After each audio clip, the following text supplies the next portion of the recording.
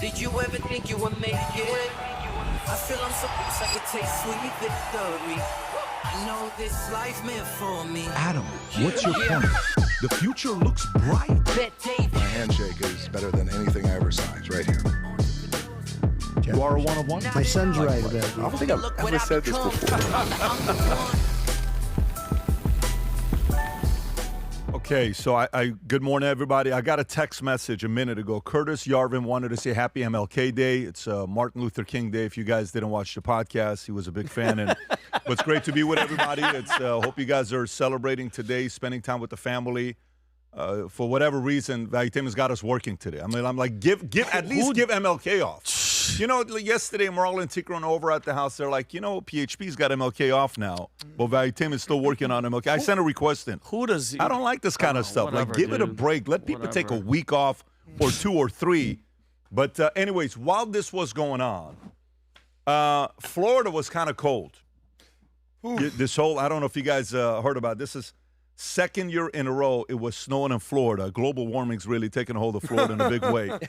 But about 100,000 Iranians or people that support in Canada in the snow were protesting. You got to see this video just for Iran to be free.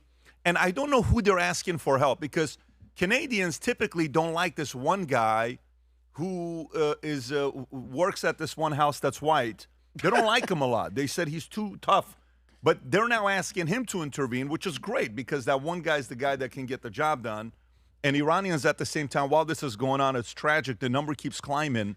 You have the low number being reported by the government saying 3,500. You have the high number by the people in the street saying 30, 50K. Regardless, the internet's been down since January 8th. And they're claiming that the internet's going to be down till Eid al-Nowruz, New Year's, for Iranians, which is, I think, 2 more months. They want to keep the internet down, if you guys are not tracking this. And then aside from that, while you're going through this in Minnesota, the videos are insane with the protesting in Minnesota.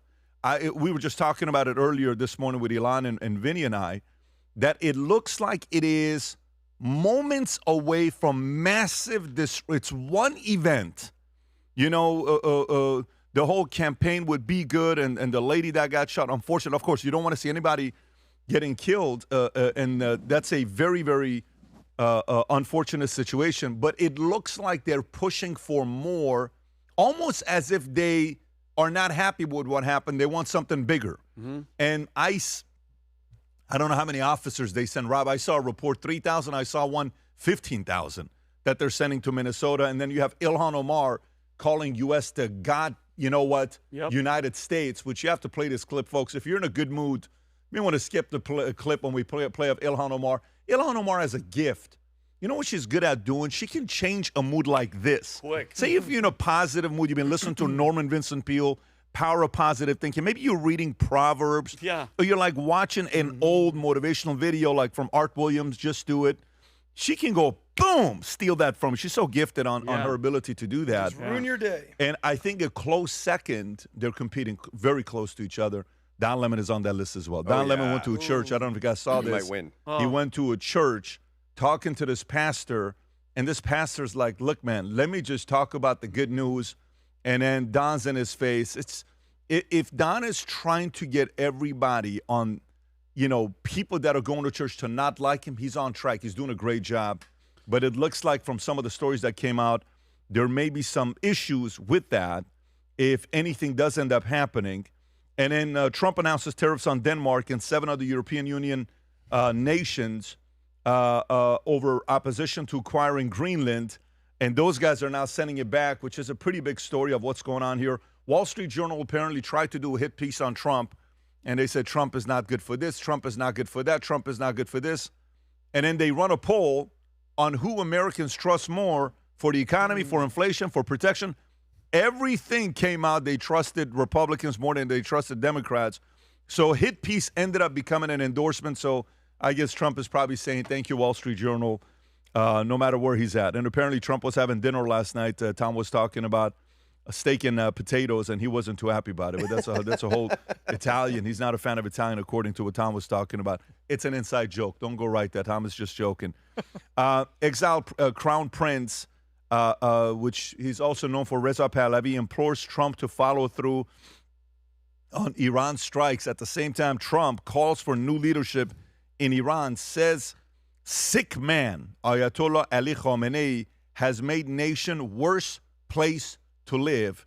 And while he's talking about that, there's a whole different story with how President Trump is working at redoing Gaza, and he invited two nations, but except for one. Israel objects to U.S. announcement of leaders who will help oversee next step in Gaza.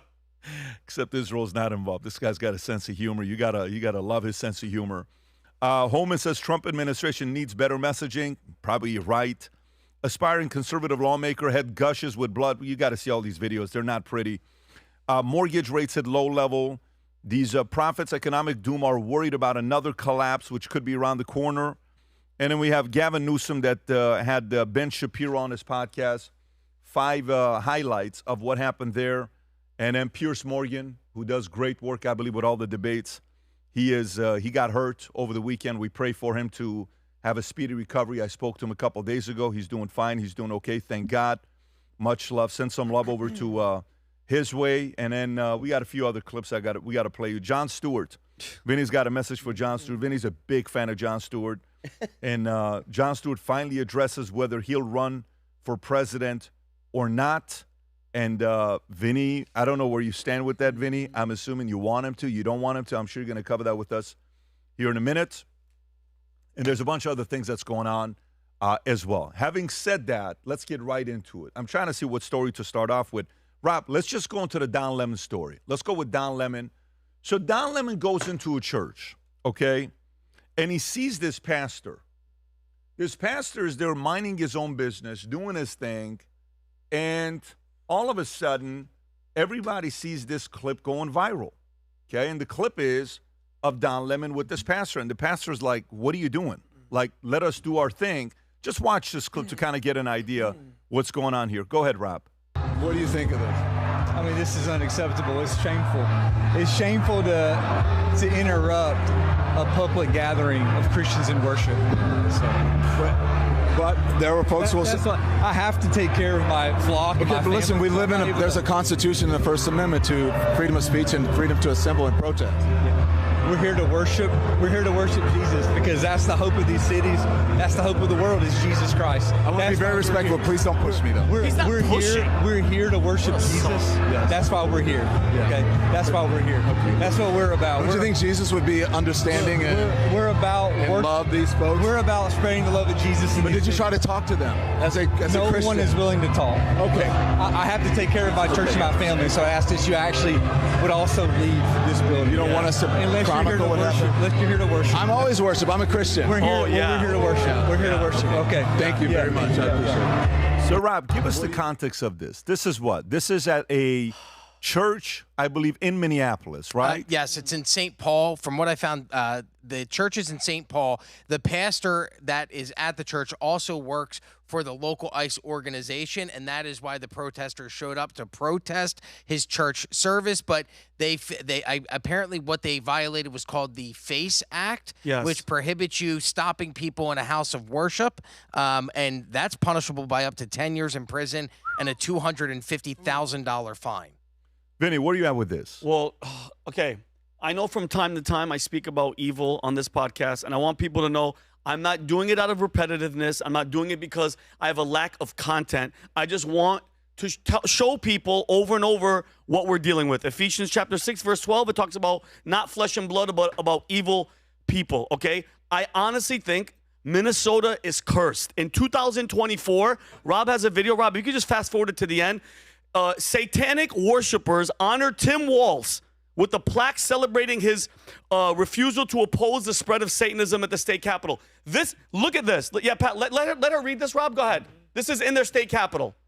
Worshippers thanks Governor Tim Walz for not standing in the way of spreading Satanism in the state capitol building. Satan has a special place for you.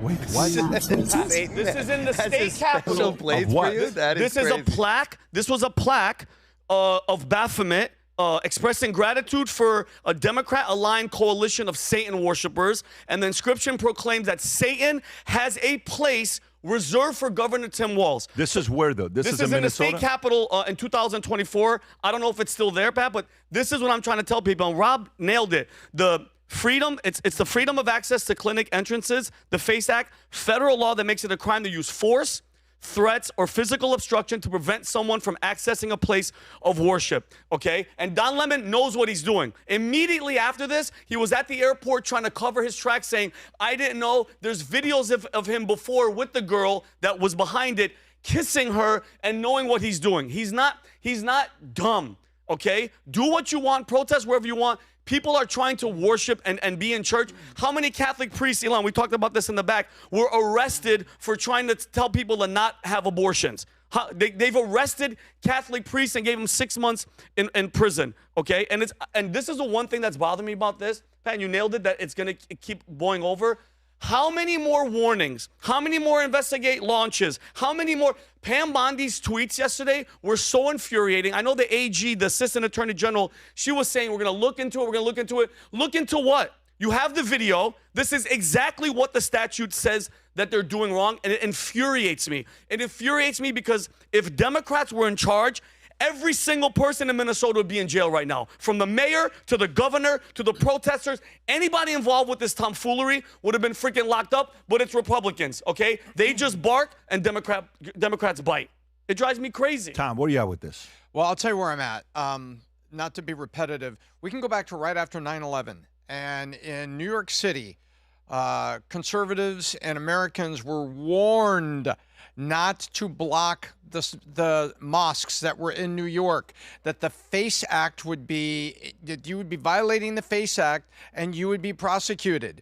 You can have a protest in the park with a permit against Islam or radical Islam, but what you can't do is get on the sidewalk in front of the mosque and make a large mob, even if you're just standing there peacefully, and prevent them from having access to their house of worship. I'm not defending Islam. I'm telling you, this is what the FACE Act does. And if the Assistant Attorney General, and that's what I want to focus on, if you're really going to put a tweet up to get people like me or Vinny or people that are appalled by this to, oh, great, you know, the Attorney General's office has responded to it. No. What are you doing? Don Lemon was there as a facilitator. He wasn't with the organized group that we see, but he was facilitating it. He was coming in there. He was waving. And so he was actively part of it. So I believe that Don Lemon was an accessory to the violation of the FACE Act. And I think Don Lemon and the people who are there, the ones that organized it, should be prosecuted. Because do you think today that if a group of conservatives did this at a mosque, that there would be prosecutions? In 5 seconds. Yeah. In 5 seconds. So why isn't there a prosecution against the organizers? And then Don Lemon, sorry, dude, you trespassed. You came in here. You were interrupting it. Oh, it wasn't freedom of speech. You're even misquoting statutes. Sorry, dude, you're an accessory to it. Let me show this, and I'm going to come to Vinny. Here's Don Lemon. Here's a different clip. Watch this. Vinny, I'm going to come to you after this. This is the beginning of what's going to happen here. When you violate people's due process, when you pull people off the street, you start dragging them and hurting them and not abiding by the Constitution, when you start doing all of that, people get upset and angry. And if you remember what the Civil Rights Movement was about, the Civil Rights Movement was about these very kinds of protests. There's nothing in the Constitution that tells you what time you can protest. You can protest at any time. That's the whole point of it, is to disrupt, to make uncomfortable. And that's what they're doing. And that's what I believe when I say everyone has to be willing to sacrifice something. You have to make people uncomfortable in these times. If you see how uncomfortable people this is the beginning of what's going to That guy, Don Lemon, serves a different master than we. He also said, this is the beginning, and I quote, this is the beginning of what's going to happen here. Okay? And thank God nobody in this church was armed, or God forbid something happened, because that's what they want. You said this earlier, Pat, in the green room. They're looking for that next thing. This is the type of person that's paid, God knows who's actually paying him, probably George Soros or the whatever society that he runs. Yep. This is the type of stuff, Tom, the open society, that they're pushing, and they send people like this in. Okay, this is exactly what they want. I'm tired, and I know I'm speaking for the majority of people out there. I am sick and tired of the waiting and the launching and the writing letters and referrals and Clintons and everything. Enough already, okay? Because you nailed it, Pat. Something is about to happen. It's only a matter of days, maybe a week. Somebody is going to shoot. And Tom, you mentioned the mosque. If they came into a mosque, trust me, those people would have done people would have been hurt. Don Lemon's ass would have been handled in that church. This I'm sorry. He may have liked it, but Ilan, go ahead. You were going to say, Conservatives what would have been handled, Vincent? Conservatives just don't do this kind of thing. Yeah. Don Lemon's an activist. He's not a journalist. He's pushing for escalation. He went in there before he knew any of the claims were verified. So he went in there with an intention of escalating a situation in a private church where he had unverified claims just to get the media attention, the escalation, to ramp people up. And it's disgusting. The left has a habit of attacking Christians. It is a problem in this country. People will only tolerate it for so long. There's a massive hypocrisy in the country right now. And it's disgusting to see. There is nothing, and I've thought about this many times, that would push me to go harass an innocent person who is just trying to worship, regardless of anything else. There is nothing that would get me into a mosque to go harass a random Muslim who is trying to worship, just like there's nothing that could get me to do it for a Christian or Jew. But the left does not live by those standards. They will take action. They will do whatever they can to push you. And then the second anything happens in return, they have their martyr, they have their story. It's just very frustrating to see. Adam, where are you at? Well, I think we need to stop talking about Don Lemon. He's become completely irrelevant. That's one part of this. The word that comes to mind is midterms. So the signal through all the noise is, thank God this is happening in January, not a month before midterms. Yeah. Because the way this is playing out, reasonable people who are not very involved in politics are looking at this, being like, what is going on? My mom texted me, she's from Minneapolis. She's like, what is going on in Minneapolis? People are scared to go in the streets. Oh my God. I go, Mom, are you scared of the police? No. I go, you know who's scared of the police? Criminals. So a lot of people, if they're criminals, should be very scared of walking around the streets of Minneapolis. Rightfully so. Tom Homan, the border czar, said something very interesting. He said, we need to do a better job of our messaging. Because if this were the midterms and this was happening today, Republicans could potentially get smoked. Because an average person looks at the chaos and they go, well, I don't know about this. Trump should be the law and order candidate who diffuses the chaos. Biden and the BLM and the riots and the wokeism, that's their thing. Trump needs to get a hold of this, just like he sent the National Guard to D.C. to clean up a lot of different cities. They need to clean this up without killing people. I think Tom Homan said 70% of the time we're going after blatant criminals. Let's vocalize that. That's not how this works, though. Sure. Because when you're saying Trump has to clean it up. Okay. So, Rob, can you do me a favor? Go to PBD Podcast Instagram and go to the clip of ICE in 2014 under Obama. Just go under that, and there's a clip. If you don't have it, I'll send it to you. I'll forward it to you. I want the audience to see this. This is a CNN clip during Obama of what the ICE was doing, okay, at that time, and look how they're covering it, how difficult their job is. Go ahead, Rob, play this clip.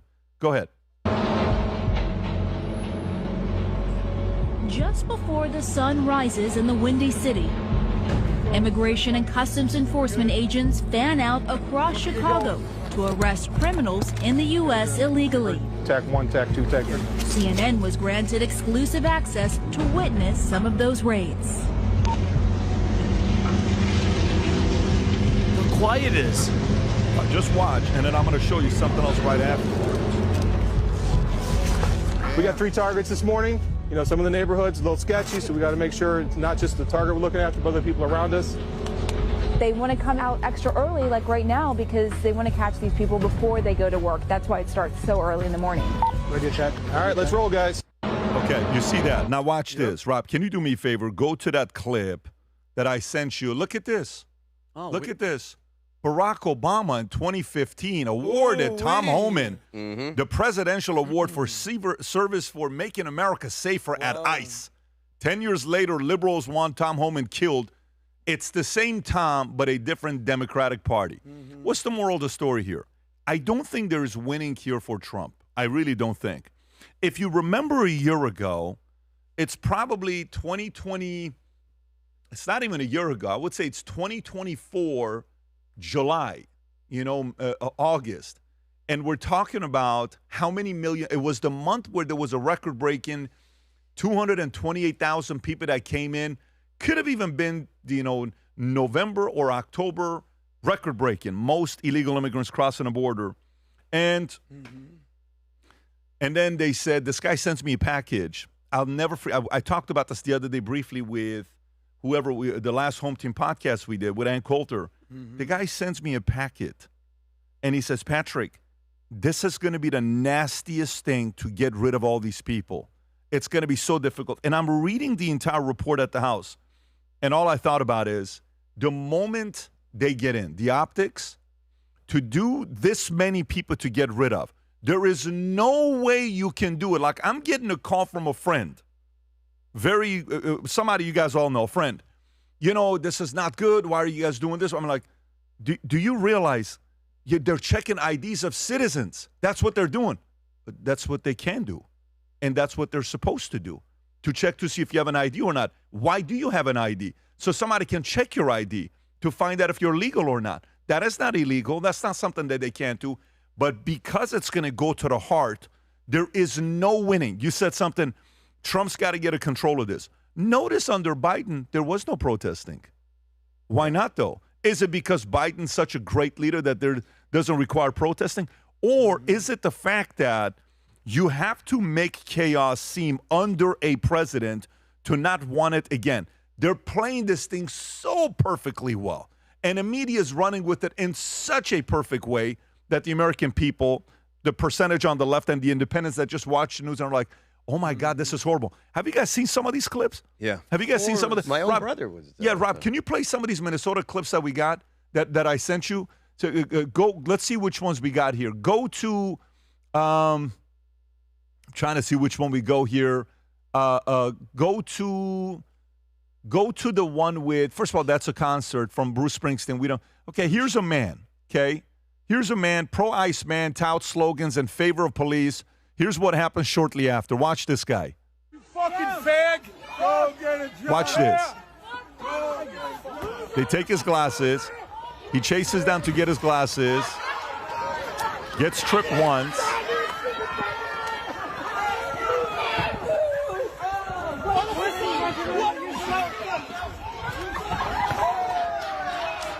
Doesn't get his glasses. This is Minnesota right now, Minneapolis right now. Yeah, bleeding. Yeah, no one shows any empathy. No, you notice there's empathy is dead. Now, go back to the other one, Rob. Go back, play this one. Watch this. Shame on you.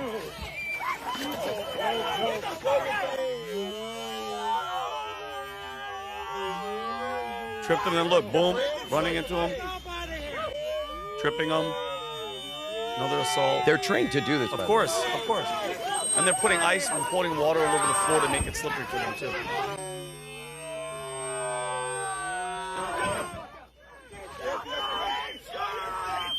Rob, I don't know if you got all of them. Do you have the roadblock? Yeah, pull up the roadblock. Look what these guys have to do.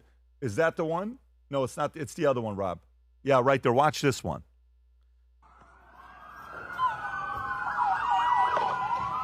Just blocking the road. Good. That makes me happy. I love that. Because, again, you're making them into stationary targets, bro. If somebody wants to shoot them, this is bad.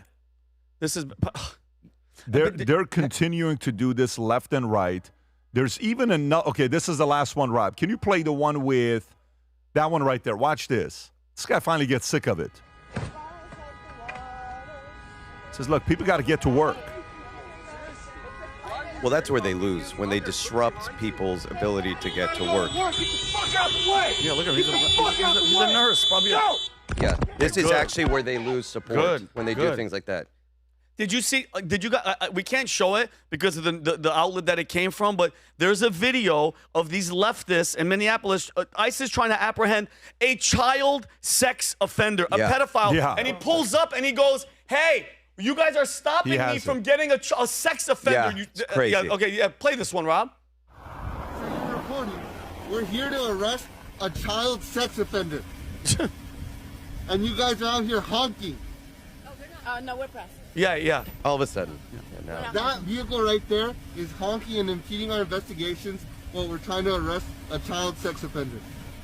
That's who you guys are protecting. Stupid, useful idiots at the highest level. And mind you, they call Trump the pedophile protector. It's them. And what these morons, and again, I blame CBS, CNN, MS Now, or whatever the hell they want to call it.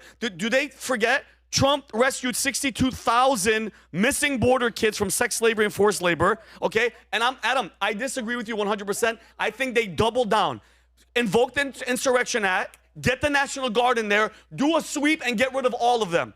I saw Kristi Noem went up against that girl from CBS. Was it, Rob? I think I sent you the clip. She went up against Margaret, I believe Margaret Brennan. Look at how, and again, you're a propagandist. This right here, the Kristi Noem, the Department of Homeland Security Secretary, is giving you the facts. She can't take it. Go ahead. What's the breakdown of the percentage of those who you have in custody who have actually committed a criminal offense versus just the civil infraction? Every single individual has committed a crime, but 70% of them have committed or have charges against them on violent crimes and crimes that they are charged with or have been convicted of that have come from other countries that are here illegally, first of all, and then they have committed a criminal act while they've been here or in their home countries as well. It's not 70%. Yeah, she's fritzing out. Yes, it is. It absolutely is. 70% of everyone you guys keep changing your percentage. You pick and choose what numbers you think work, but that is the facts, is that 70% of the people that we have detained have charges against them or have been convicted of charges, and they need to be brought to justice. And we're going to keep doing that no matter how much you guys keep lying and don't tell the public the truth. By the very nature of being is here, that these law enforcement officers are out there every day doing the work to protect the American people. So I want to understand what you were saying in 2016. It was a different time, but the same tactics. I want to understand where you're going with this So let me ask you a question. How have tactics dramatically changed with ICE the last 9 years? They're the kids in cages video was under Obama that the media put. That claimed it was under Trump. They've been doing this forever.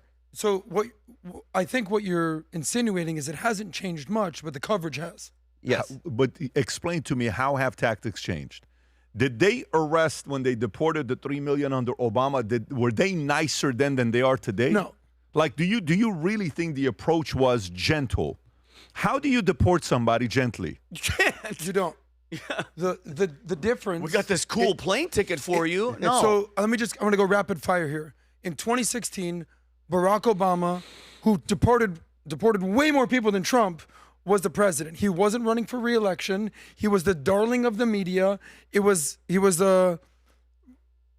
it called when you're a lame duck? And he's not running for anything. So he's out the door. Doesn't matter, doesn't have to answer to anything. Also, social media is in the infancy phases. Twitter, Facebook, Instagram. It started the early adopters, 2012, 2014, 2016. You don't have an entire generation of Gen Z that's been woke and basically for 10 years consuming social media, TikTok influencing them. So it's totally different. Now, Trump tells you, I'm coming after you, triggering all these people that have TDS for 10 years, waiting for this moment, defending illegals, What's your point? The point is, the world has changed, but ICE tactics haven't changed once. Period. Tom Homan is the same person he was 10 years ago when he was beloved, won some award. Now he's hated. Wait a minute. That's not correct, Adam. There's parts of what you just said there is absolutely incorrect. ICE today is, thanks to the biometrics, tracking information, cell phone data tracking, and cameras and things that they have been having at the border to capture things, ICE is faster and more precise with the people they are picking out today than they were 10 years ago because the technology is better. Now, is the methods of ICE get 5 officers together, make sure they're very safe, well-armed, protecting each other, 2 vehicles, go to a house, knock, go in? Sure, that part is the same. But what isn't the same on the outside is all the social media making that look bad. But ICE is faster and more precise with the people they're going after today than they were under Obama. So there's greater precision to the people that they're going to pick up than there was.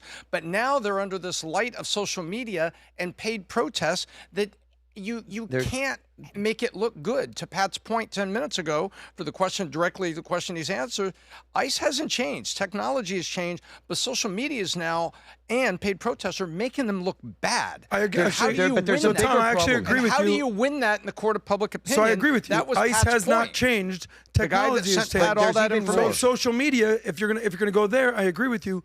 Social media, how many people were filming people in 2016 during the ICE raids? Nobody. That's right. Now, Then the is Nobel everybody. laureate, Margaret Brennan, technology is misquoting statistics to Kristi Noem, who is running the agency for the statistics that Margaret Brennan is trying to throw at her. You guys are looking at this. Maybe Margaret Brennan should prep with more than just Politico, because Kristi Noem's going to sit there and say, well, my agency, I've got all the data right here of people we arrested, and it's 70%. You guys are looking at this like a political problem. It's a cultural problem. There's been an inversion of truth that's taken hold in America.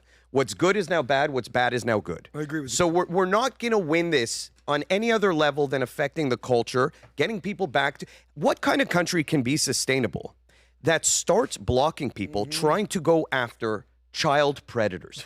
Why is the media not talking about... I saw a list of the people who are child traffickers, child abusers, who've been arrested and deported by ICE. Anyone should be okay with that. The fact that we're in a current state where that's, number one, being ignored by the media, being defended by people, shows that we're lost on a much deeper level than let's give people information. Let's talk about to them about politics. We have to get back to basics here. There's something fractured in our society, in our ideology as people, as a country. So that's the real problem. That's the real root of it. It's deeper than Trump. It's deeper than just the media. There's a cultural sickness that's taken hold. It's a leftist ideology, and it's disgusting. It's a godless party that runs on pure evil. Evil. That's all it is, brother. It is evil. To defend a child trafficker is evil. There's no other word for it. It shouldn't be like tiptoed around. Call it what it is and deal with it. Ilan, for the audience that doesn't know, you've been on Unusual Suspects 5 times. Take a minute and kind of give your background. My name's Ilan. I have a martial arts podcast called Inside Fighting. I've been a martial artist my whole life. I've also acted my whole life. I've worked on TV shows like The Walking Dead. I was in The Big Short, Deepwater Horizon with like Mark Wahlberg and Brad Pitt. Also an entrepreneur. I've started a company called Eggard Watch Company. We did some really interesting stuff. We took stances on a lot of issues. We did a response to Gillette, which went very viral back in the day when they were putting out all that toxic masculinity stuff. We stood up for real women in sports.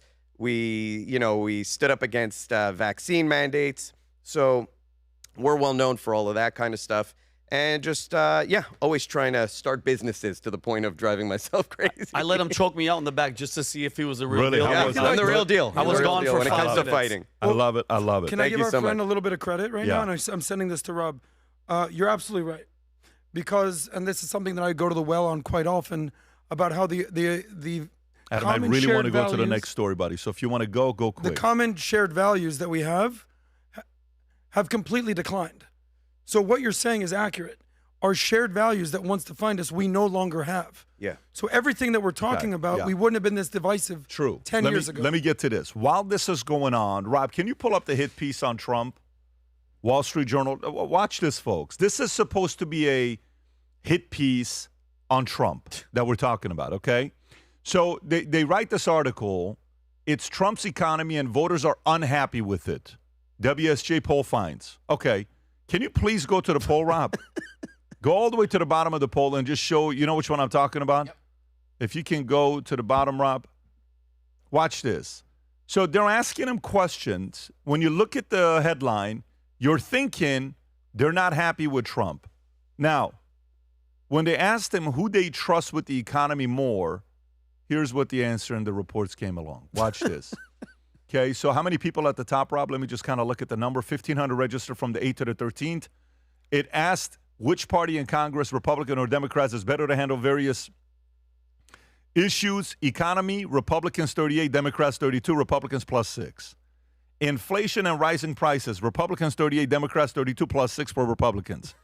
Tariffs, Republicans 36, Democrats 34, +2 for Republicans. Immigration, 44-33, +11 for Republicans. Border security, look at this one. 48-20. Republicans 28 plus. That's worse than the Seattle Seahawks score. I mean, it's almost there. Seattle Seahawks destroyed that team. But plus 28. Tom, how do you process this when you see a number like this? And an article that's supposed to be bad against Trump, but this is what the American people are saying. So, friends of the podcast, we speak to a lot of people in polling. The Atlas Intel people, the Rasmussen people, Rich Barris. And what we have right now is a problem of personalization. The media has personalized the problems of the average American or the concerns of the average American and personalized that as Donald Trump's problem. But when you back up and you start asking them things like this happens. You know, if you go back literally 20 years ago, Jay Leno, Tonight Show, used to do a thing in Burbank called jaywalking. Yep. And Jay would go walk up and down the street and he would ask people like 5 questions. Mm-hmm. And he said, do you know that that's exactly what Governor Gray Davis thinks? Oh, I don't like Gray Davis. Well, wait a minute. You just picked 5 things and Gray Davis is trying to do that for your governor. Now, I didn't particularly like Gray Davis at all, but Leno was trying to make a point. It's as true then as it's true now. You ask people these things and it means like they would trust Republicans more issue by issue by issue, especially on keeping the border secure, number 1, and controlling who comes across it, immigration, number 2. Yet, when you personalize it, don't like Trump. But an interesting thing came out this weekend. Trump's approval rating among Republicans. You know where it is right now, Pat? All-time high. Last Friday came out. Trump's approval rating among Republicans, all-time high for his administration. So there are people on the personalization side that are on the conservative side that are saying, I don't like what everything's going, but I really approve of my guy. What's the number, Tom? Is it 90%? 92, I think. 95? Okay, cross 90. Wow. That's exceptional. 95% of Republicans still approve of Trump's overall. By the way, you know what that means? You know what that means? That words means, talk, number scream? No, that means the noise in Twitter is irrelevant. Doesn't mean anything, the noise online. That means the noise online, nobody in America is following. That means it's just purely noise if you think about it. And by the way, you brought up something, Pat. You did this research and you shared with us on this podcast, I think a week ago. The research, I guess you and Rob, you dug up, you said 50% of the traffic online was bots. 51%. There's the noise. Yeah. Yep. It's all noise. Yep. Yeah, but that makes you think because America is not Twitter. Yeah. And Twitter is not America.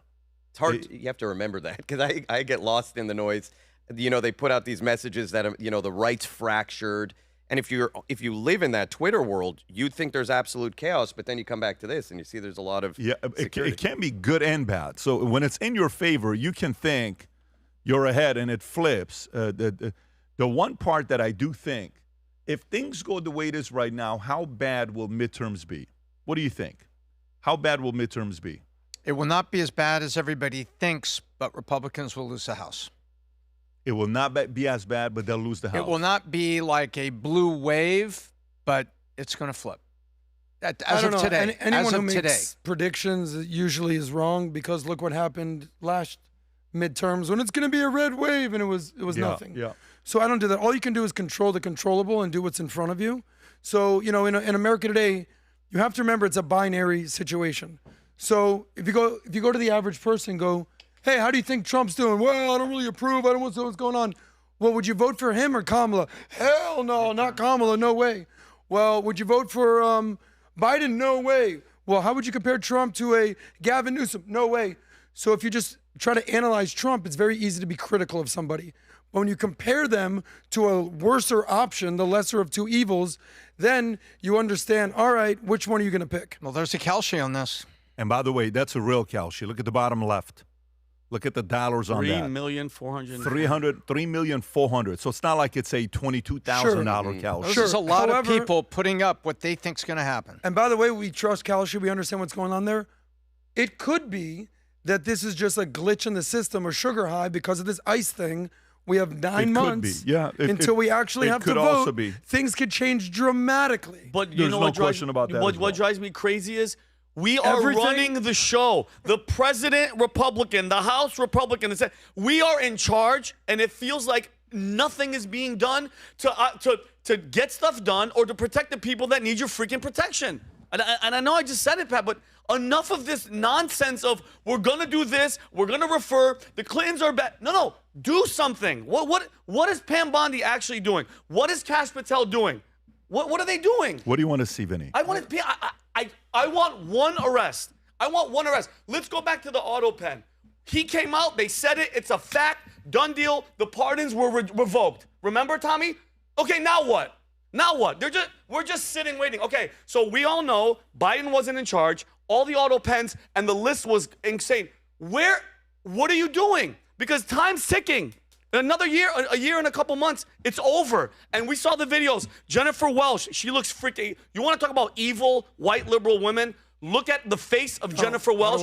Her, Jim Acosta, all these people. Is this the Jennifer Welsh interview where she said, when we take over, we should arrest everybody? 100%. Rob, do you have that? Yeah, she's saying it, Rob, with Jim Acosta. Who's the fascist now? Yeah, another failed CNN We're going to round you up now. Who's the... No, it's that one right there. I think it's this one. Look, guys, and listen, when they tell you what they're going to do, listen to them. She? This is Jennifer Welsh. She's the white liberal woman that I'm telling you about. She was on Bravo or one of those channels. This is when I tell people the enemy from within, listen to what she has to say. This language gets a little salty too, by the way. The blue tsunami means that Congress is going to haul Elon Musk, big balls, and a bunch of other people's ass in front and say, what crimes did you commit? And it's going to get really serious. And the same with Trump, because I believe, and this is just my opinion, that Trump and all of the bottom-feeding morons surrounding him, and Elon Musk and all the bottom-feeding Klingeroners that surround him, I think they commit crimes every day. And I think to reconcile all of this is going to take hardcore, not integrity Democrats. Look at this. Fuck you, Democrats. Look at this. Fuck you for fucking over our country. We are serious about this. We are prosecuting. We're going to uncover every document, every phone call, everything you did. We will be relentless about it. And that's the mindset they've got to have, because I think the electorate is going from, we've got to get him out, but also we want accountability. There has to be accountability. You have to have a situation another where there's failed CNN I talked hack. about And this Rob, the other day with you can stop Fanone. it. They go on back like this is what they're about. And I wish the Republicans had that much of a backbone and that much of a constitution, because they're like, we're going to go after you. And we're just sitting here. We've been waiting since 2016. Nobody, Russia collusion, COVID, auto pen, what more do you need? Yeah. If I hear we're launching another thing, they've launched more investigations than Elon Musk has launched freaking Starlinks into outers. I'm done. You said backbone and constitution. That's exactly what I want to see. I get very frustrated when I see the Speaker of the House that looks like a high school math teacher trying to tell me there's a shooter in the building and we have an emergency. Mike Johnson just doesn't feel to me like, and I don't see things that say he's taking a leadership position. So it's funny you use the word leadership, backbone, and constitution. I want to see him take a backbone with our constitution and exhibit some leadership. Everything you say, I'm as emotional as you are below the surface on all those issues. Pat, what I want to see some leadership leading forward, someone to get upset and say, listen, man, this is not just a messaging. The messaging I want to see out on the street is this message. Put your hands behind your back. You have the right to remain silent. That's the messaging I want to see. So both sides are wanting to see arrests, is what you're saying? Well, yeah. One side has used the government in ways that are unbelievably unethical. The FISA abuse story that took place that got no attention, there was never any consequence for that. Tulsi Gabbard went up and said, we have FBI that is testifying. American citizens were spied on. The things that the left has done in terms of government abuse, activating it to go against political opponents, you just haven't seen that on the right in return. Right. So when one side's saying we want arrests for actual crimes. The other side is saying we want to use the government beyond its capacity to go after political opponents. So that's the distinction. Because we don't like you. Because we don't like you and what you believe in, and because you don't agree with us, you're a threat. So it almost makes me lose faith. And we'll call it all hate speech. We'll call it hate speech. So, yeah, we'll go into churches. It makes me, Ilan, lose faith that there is a left and a right, and they just have us running around like idiots because they're all, when they say, I'm going to reach out to my friend on the opposite side of the aisle, you guys are all on the same team. Mm-hmm. That's what now I'm finally realizing. Yes, Trump came in and he's a badass and he's doing his thing, and the country is secure. But when it comes to holding themselves accountable, bro, it's House of Cards 101. That's all they do is they all scratch each other's back, and none of them go to prison. By the way, this is what we saw in the polls 3 weeks ago. Remember I told you about this poll? Why is the average person so upset at Congress that they only have a 17% approval rating? Number one, I believe there are two systems of justice, one for us and one for all these people. Bingo. Point one. 100%. Remember what point two was? I believe nothing will happen. Yep. And that's the two things that that's the voter has been carrying in their gut when they look at all this. By the way, left and right, that's nonpartisan. Yep. Adam. So we need to be very careful on how we address women, and I'll explain. So you're the angry patriot. At this point, I think I need to be the pragmatic patriot, because who votes more in America, men or women? Well, the answer is women, by a 3 to 4% margin. And if you've been following most elections, it always kind of comes down to the wire. 3% is the margin of error, right, when you're doing polling. So if it's a close election, and you know that, I think the latest stat is 63% of women vote versus 59% of men. So let's say I fundamentally agree with angry patriot Vinny Oshana. That's right. Okay, amazing. I agree with you. The average woman goes, yeah, I don't really like his tone. I'm going to go with the abortion lady. So what's my point? We need to understand that, yes, we agree. And that our audience most likely agrees. Yep. But there's a whole other side that we need to not curry favor with them. What percentage of America runs this country? You say 12%. What percentage of those people get turned off by things they see, whether it's ICE, whether it's racism, whether it's far-right stuff? So we need to be very careful What do you do about it? to lose Adam, women respectfully, while Adam? making our point. Adam, now tell us, what do you think we do about it with what you just said? So what about the forewoman? No, what you just Okay, said, gotcha. wrap it up. What do you think we do about it? Well, like, have you ever argued with a woman? Yes. Good luck yelling at her or trying to convince her logically.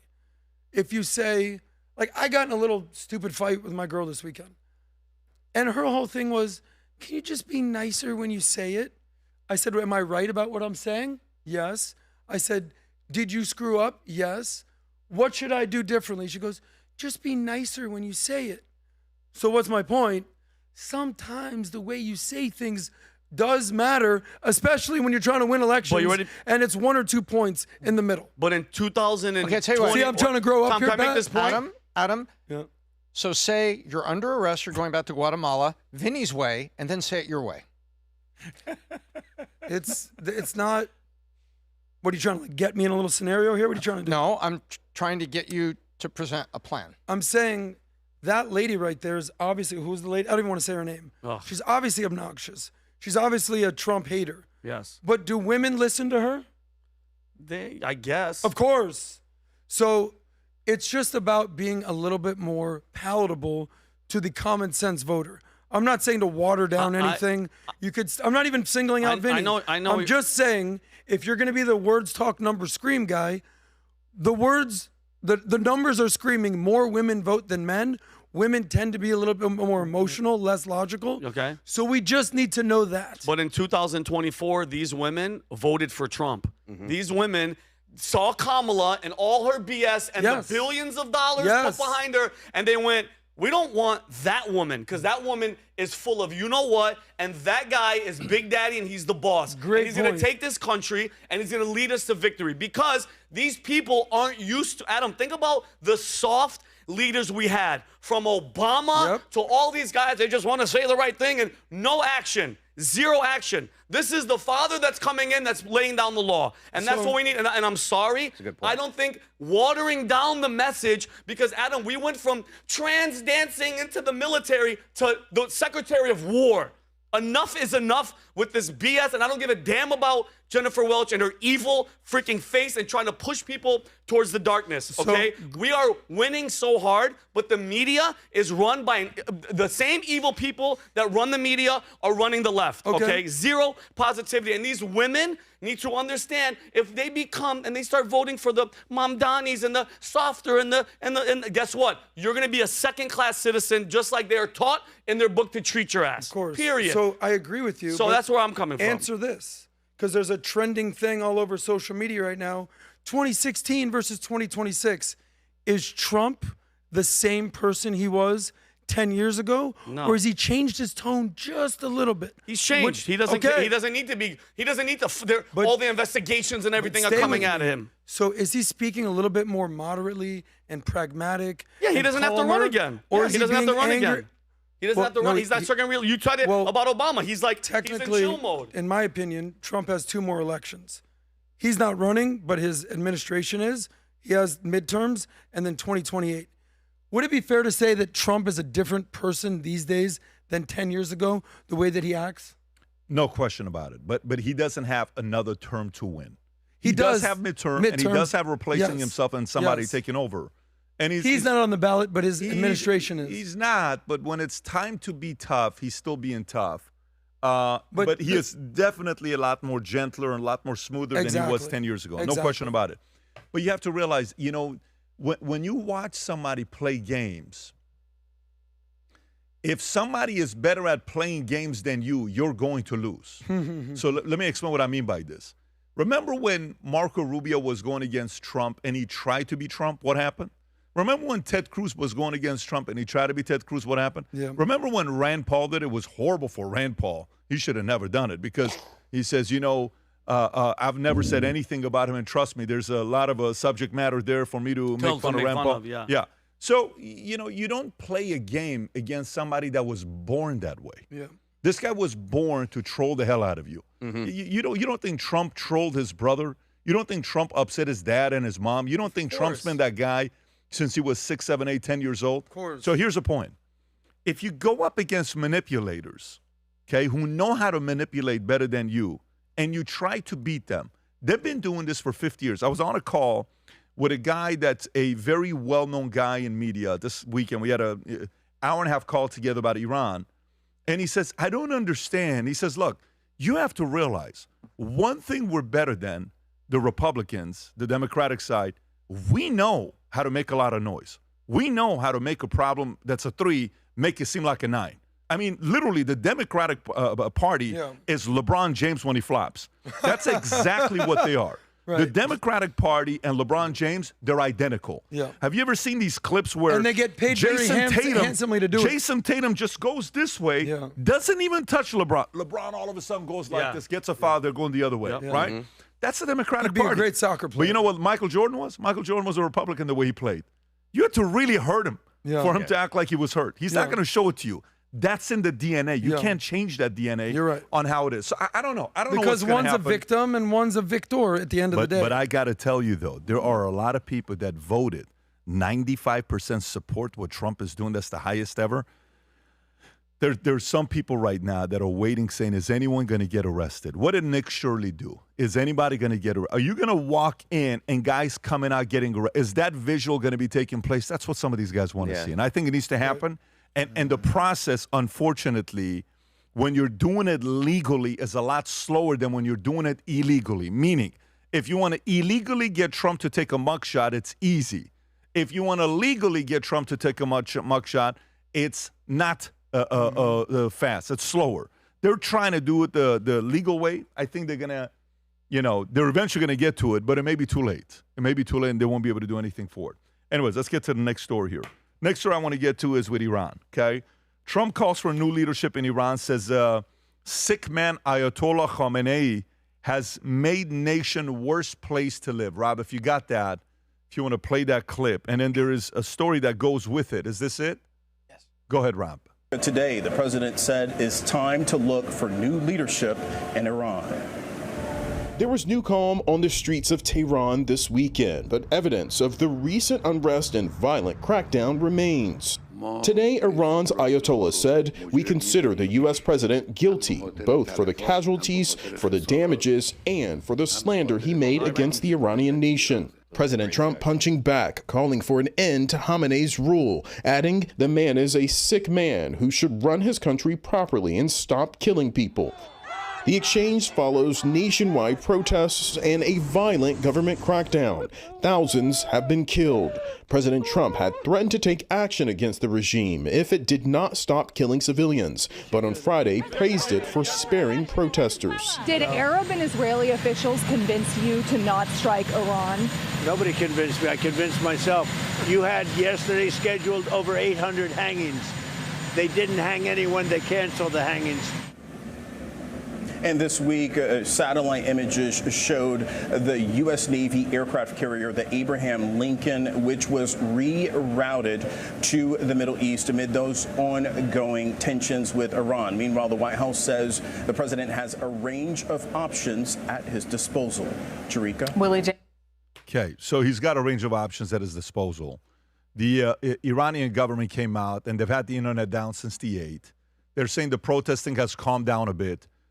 Internet's been down since the 8th. They're saying it's going to be down till March 20th, which is Eid al-Nowruz, the Iranian New Year, is what they're going to be doing. The counts you're seeing is anywhere between 3,300, 3,500, which is a low number, upwards of 16,500. You even hear some people talking about 50,000. 300,000 people have been arrested, injured. There's a lot of mess going on in Iran right now. But, Vinny, how do you process the fact that the president, it seemed like they were about to attack. Nothing. Ilan, I'll come to you first. How do you process the fact that a lot of Iranians are thinking President Trump's about to come in and do something about it, and then it seems like they took a step back? What do you think is going on there? So we've seen Trump be unpredictable in the past and then suddenly take action when no one expects it. But if Trump does not take action after the words he spoke, I think by the Iranian perspective, the people of Iran, it'll be perceived as a massive, massive betrayal. I think that we don't actually know how bad it is. The regime is literally stopping the information from getting out. I heard reports of them using chemical warfare against their own people. There's just disgusting things happening, and it makes us look weak if he comes out and he says, we're not going to allow this to happen, and then allows it to happen. So that's my main concern there. I think this is a once-in-a-lifetime opportunity to see freedom for the Iranian people. These opportunities don't come often. It stabilizes the entire Middle East. There is a massive benefit, not just for the Iranian people, but for the entire world. So if he's going to come out and talk strong, I hope he takes strong action. Again, he's unpredictable, so who knows what he's actually going to do. So let's discuss what Iran is good at and what they're not good at. Iran sucks at winning actual wars. The Islamic Republic of Iran, what's the last war they won against Iraq 30 years ago? So they suck at that. They certainly lost to Israel. That's without a question. They're pretty good at proxy warring. All right, let's fund Hamas. Let's fund the Houthis. Let's fund Hezbollah. They're pretty good at that. But you know what they're the best at? Killing their own people. That's their thing. So let's not lose sight of that. Iran is a Islamic thug-like regime, and the people that pay the price the most are their own people. Yeah. Besides that, it's their neighbors, and then beyond that, it's the world. So you hear terms like paper tiger, they haven't done anything.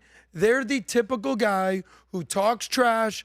I'm going to meet me outside, bro. I'll kick your ass. And then you go outside and you kick his ass. And then the fight's over, and then they go home and they tweet, I will bring the enemy to its knees. Nobody believes you. Unfortunately, I don't know how they're going to take this guy out. They may need to wait a few more years until he's literally dead, because he'll be 90-something years old. That's unfortunately I think you reality. made a great point. Trump is unpredictable, and I learned on this podcast. I'm talking to these guys. Trump is like, everybody knows what they're talking about because of what CNN or somebody told us.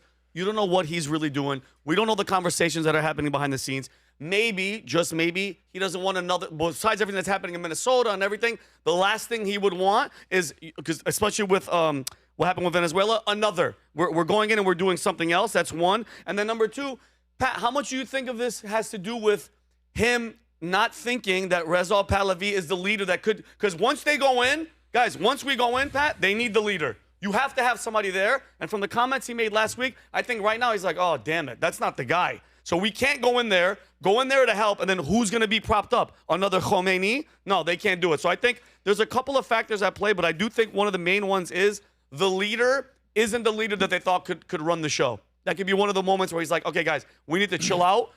Try to support them as much as we can. But, dude, with them killing 16,000 to 50,000, this isn't a joke. They need the help. But Tom, I'm going to come to you here. I want to read this first. So Reza Pahlavi implores Trump to follow through on Iran strikes. This is a political story. Pleaded Friday with Trump to follow through on his promise to strike the Islamic Republic. The U.S. should conduct a surgical strike on the Iranian regime, parliamentary, paramilitary assets to weaken the Iran's government and its ability to crack down protesters. Pahlavi told reporters in Washington, where he's made the rounds in recent days to garner support and position himself as the person to lead a transition in Iran should it fall. Trump has been watching the protests closely and at first pledged very strong action should Iran execute protesters, but Trump's immediate threat appears to have disappeared after Gulf Arab state and Israel have lobbied against military action, at least right away. President Trump did say if the regime were to hit the Iranian people hard, they will face serious consequences. Tom, where are you at with this? So when Trump told the Iranian people, look, I've got your back. This goes back 2 weeks ago, right? Exactly 2 weeks ago. He said, I've got your back. And instead, he said, if you kill anybody, if you're going to be hard on these protesters, look out, here I come. And then we're getting numbers out that people have died. Thousands and thousands injured, critically injured. And what Trump is saying, well, he didn't hang anybody yesterday. They didn't do the hangings. They were going to do 800 hangings or something like that. They didn't do those. And so that is a good thing. And then he backed off. Man, I'm old enough to remember Cuba, and when JFK was supporting the Cuban rebels, supporting what was going to go, and at the last minute, he pulled air support back, and it led to the Bay of Pigs for the poor Cuban freedom fighters. And I worry that Trump, he's a leader, he's a driver, but I worry he's kind of in a place right now. You pulled back on the attack. A lot of people in the Middle East said, be careful, Iran's irrational. They may do something even crazier than normal. Maybe we don't want to do this. So I understand the lobbying he got from Israel and certain Arab states. But there's also this angle. He said he was going to be there, and now he's kind of pulled back. And I worry that he's in a bit of a spot. What do you think? You worry he's in a bit of a spot like what? Yeah, because he made a commitment. He says, I'm going to be behind you. And now what he's saying is, well, nobody got hung yesterday. Yeah, but it looks like at least by consensus, 12,000 people have been killed. So why would he not do anything? Why would he not keep a promise? Was he convinced that Iran, in their destabilization right now, would be even more militarily irrational than normal? I think he got convinced of that. What else do you think it is? I think, you come in and you break up the party, but you have to leave an adult at the house. And I don't know if he's got that person. Yeah, to me, when I watch this and I think about what's going on, one is, reports that came to him from the Middle East, even Turkey and some of these guys saying, listen, you guys, I don't want to, you may not want to attack yet. Even Israel saying they're not ready yet. To make the attack. Okay, let's just say that's when the intel comes in. He trusts what some of that information is going to come in. Is Mossad giving him a report that, maybe it's a different kind of a report? He's got a guy on the inside, Lindsey Graham, that how bad do you think Lindsey Graham wants to see an attack? Oh, he was so upset that he came out of what he's like, listen, I think we should have done. He's a war hawk. Okay. Yeah. Words can't describe it. He has such a Jones for an attack. Okay, now watch this. How many clips have you seen with Lindsey Graham being with the president in the last 30 days, 60 days? One. A ton. Oh, well, I saw one two days ago. He's on Air Force One standing 4 feet from him. That's right. That's the one I was talking about. Yeah, he's with Reza Pahlavi. He's talking to the Iranian people. Hey, we should do this. Hey, here's what we should make America, we should make, what do you call it, Iran great again. So he's kind of like becoming that face of, so he's, what I like is that Trump has people in his ears that are saying don't do it. He's got people in his ears that are saying, do it. Then he's got the American people that are the, they're non-interventionists like a J.D. Vance that's probably saying what? Let's avoid this. Let's not do it. Rubio's probably a gamer that wants to go through with it. Maybe he's sitting there saying we don't have the replacement yet. Or maybe you're going to go to sleep and wake up in the middle of the morning. And in the middle of the night, your phone's blown up with 48 text messages because they attacked. Yep. But if you attack, what are you attacking for? That's going to be the question. Is the attack just to attack like the nuclear sites? Is that the attack? or is the attack with an outcome? An attack with an outcome is what? A change. An attack just to attack is not anything. And then you're seeing money leaving the country. Yep. Did you see the article about Khamenei's son? Type in Khamenei. By this time, Rob is professional at spelling Khamenei. Rob Look at the way he is so spells good. Khamenei's son. And then put billions. Put billions. Is that the video, Yeah. Pat? Let me see if this is it. Right there. That's the one. What is that $1.5 billion report? Report show mid-January, alleged Mojtaba Khamenei, son of Iran's supreme ruler, moved substantial funds around $320 million to $28 million to Dubai amidst broader transfer to potentially billions out of Iran. Some are saying $1.5 billion. Shown regime officials lack confidence in the economy, while specific link to him to Dubai. Direct Qatar dealings aren't detailed in these reports, though his wealth is said to be roughly $3 billion. Go a little bit lower, Rob. There was an article down there as well. Go a little bit lower right there. What is that one right there? That's a different one. Okay. Yeah, so maybe, rumors are being made that money is being moved. Scott Besson said money is being moved. Yeah, so if they're moving that kind of money, why are they moving money? Maybe they're looking at other options. I don't know. And again, there's everything you see. There's stuff that you don't see that's going on behind closed doors. Okay? Yep. The majority. The majority, yes. But there's a reason why Iran has turned off the internet for this long. There's a reason why they've done that. They're either cleaning the house and killing everybody, okay, left and right, or they're not wanting people to see the momentum that some other people around the world are having with what's going on in Iran. If you go to Canada, Rob, if you play that clip in Canada, this is 100,000 Canadians protesting in the snow. I don't think this is the one, Rob. Do you know which one I'm talking about? Go to my Twitter account. If you go to my Twitter account, you'll see this is 100,000 Canadians, by the way. These are true believers. Yeah, and watch this. Look at this. Yeah. And those are the right flags. Are they, Pat? 100,000. Wow. Good for them. In the freezing snow. cold. In the freezing middle of a cold. storm. That's respect, dude. Coming out against it. So this is the 17th. Grok verified that this is real. Adam, looks like you want to say something. These people are real protesters. They're not paid protesters. Yeah. They're not the fake Palestine Paid protesters that they would call PTO on that day because weather conditions are bad for paid protesters. Yeah, the Soros protesters are called it sick. Pat, I think you bring up a really good point, and it's basically follow the money. We're focused, of course, in America on the external. What's Trump going to do? What was he talking to? Was it Lindsey Graham? Or was it J.D. Vance? Okay, there's the external pressure that may be coming. But the internal pressure is really what may break or break the machine. Just some quick numbers for you, especially the young people that have grown up with a phone in their hand. The misery index, one of the highest in the world. GDP per capita, the average person makes $5,000 a year. Unemployment is over 10 to 20% when it comes to the youth. Inflation, 48% just this year alone. The currency's been devalued 50% just this year alone. The poverty line, up to 25 to 50% of the country lives below the poverty line. And on top of all that, there's very little clean drinking water. So when you see these protests in Iran, I'll ask you guys a question who think it's fake. What good could they be cheering for?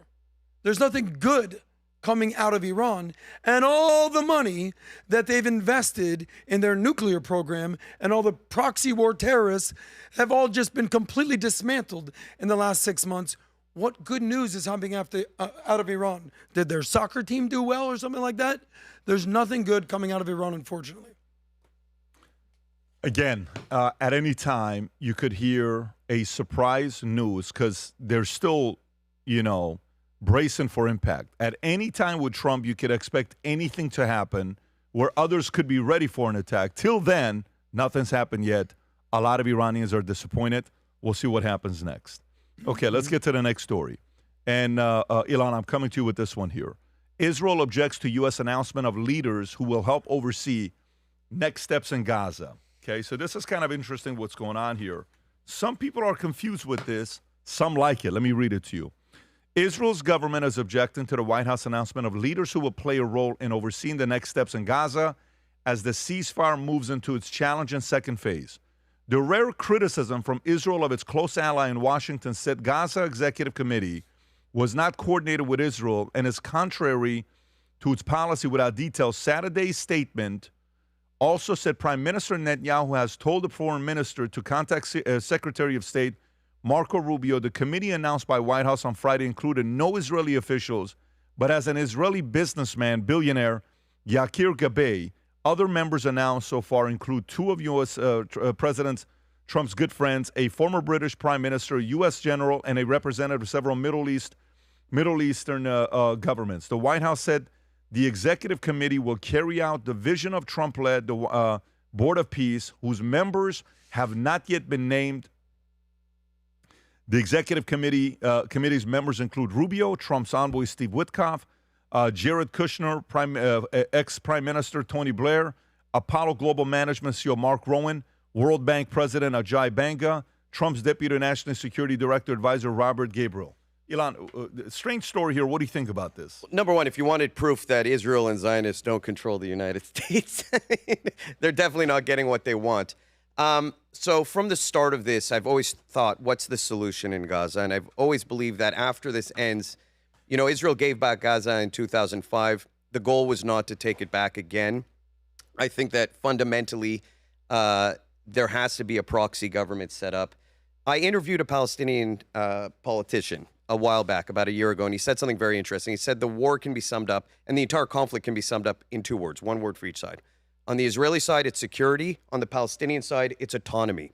In other words, they do have to have an opportunity to achieve autonomy, but it has to secure Israel. It has to make Israel feel like they are safe, because this is a perpetual cycle. It's not going to come to an end. Do I have problems with, like, Turkey being on the board? Yes. But do I believe that there has to be an opportunity for the Palestinians to have some form of self-determination where Israel isn't involved while maintaining security for Israel, the most fundamental part of it all? Both sides get what they want. Long term, there has to be an outcome where we're not in this continued perpetual cycle of violence and war. It's just not helping stabilize the region at all. So this is a functional approach. Israel, to me, shouldn't be involved in that end of things.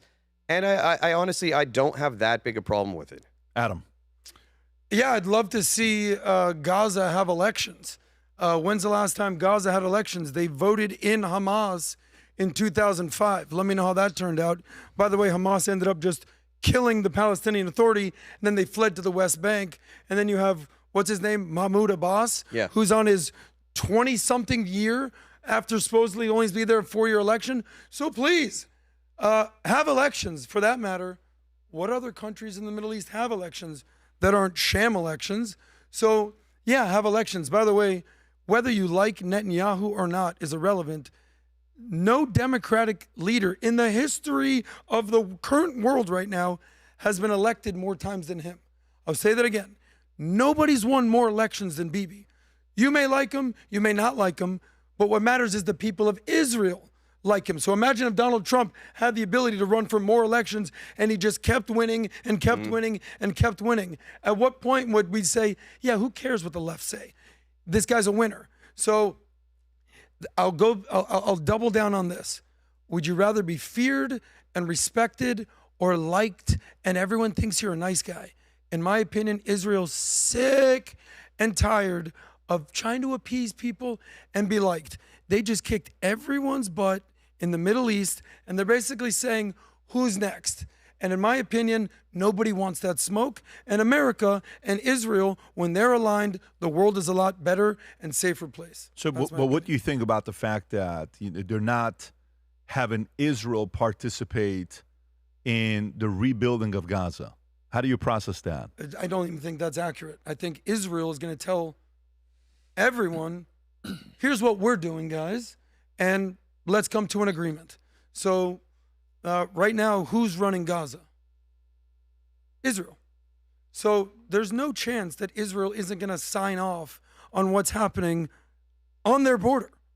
So, and by the way, do you think there's a lot of daylight between Trump and Netanyahu at this point? In my opinion, you have Trump, you have Netanyahu, you kind of have the Crown Prince of Saudi. Who else is bigger players in the world stage on a certain team than those three guys? Sure, you have China and Xi Jinping and Putin on that side, but between Trump, the Crown Prince, and Bibi, they're calling the shots now. Nobody else. So I think that they're going to have a conversation and they'll work it out. But Israel not being involved in who's running Gaza, I just don't see. Tom. I see your point, but on the list, I was looking for the Israeli representative. And I've kind of felt like the White House has probably thought this over. Rubio's fingerprints are all over this. He's sort of the operating chairman. Tom, could you count Kushner as an Israel representative? Not to an extent, but not really. fully. I don't think so. I think you almost got to have like the Rubio of Israel, some statesman that's representing there, but not Bibi himself, to be on here to be part of this, number one. And then number two, the issue you've got is what do you do with all those Palestinians?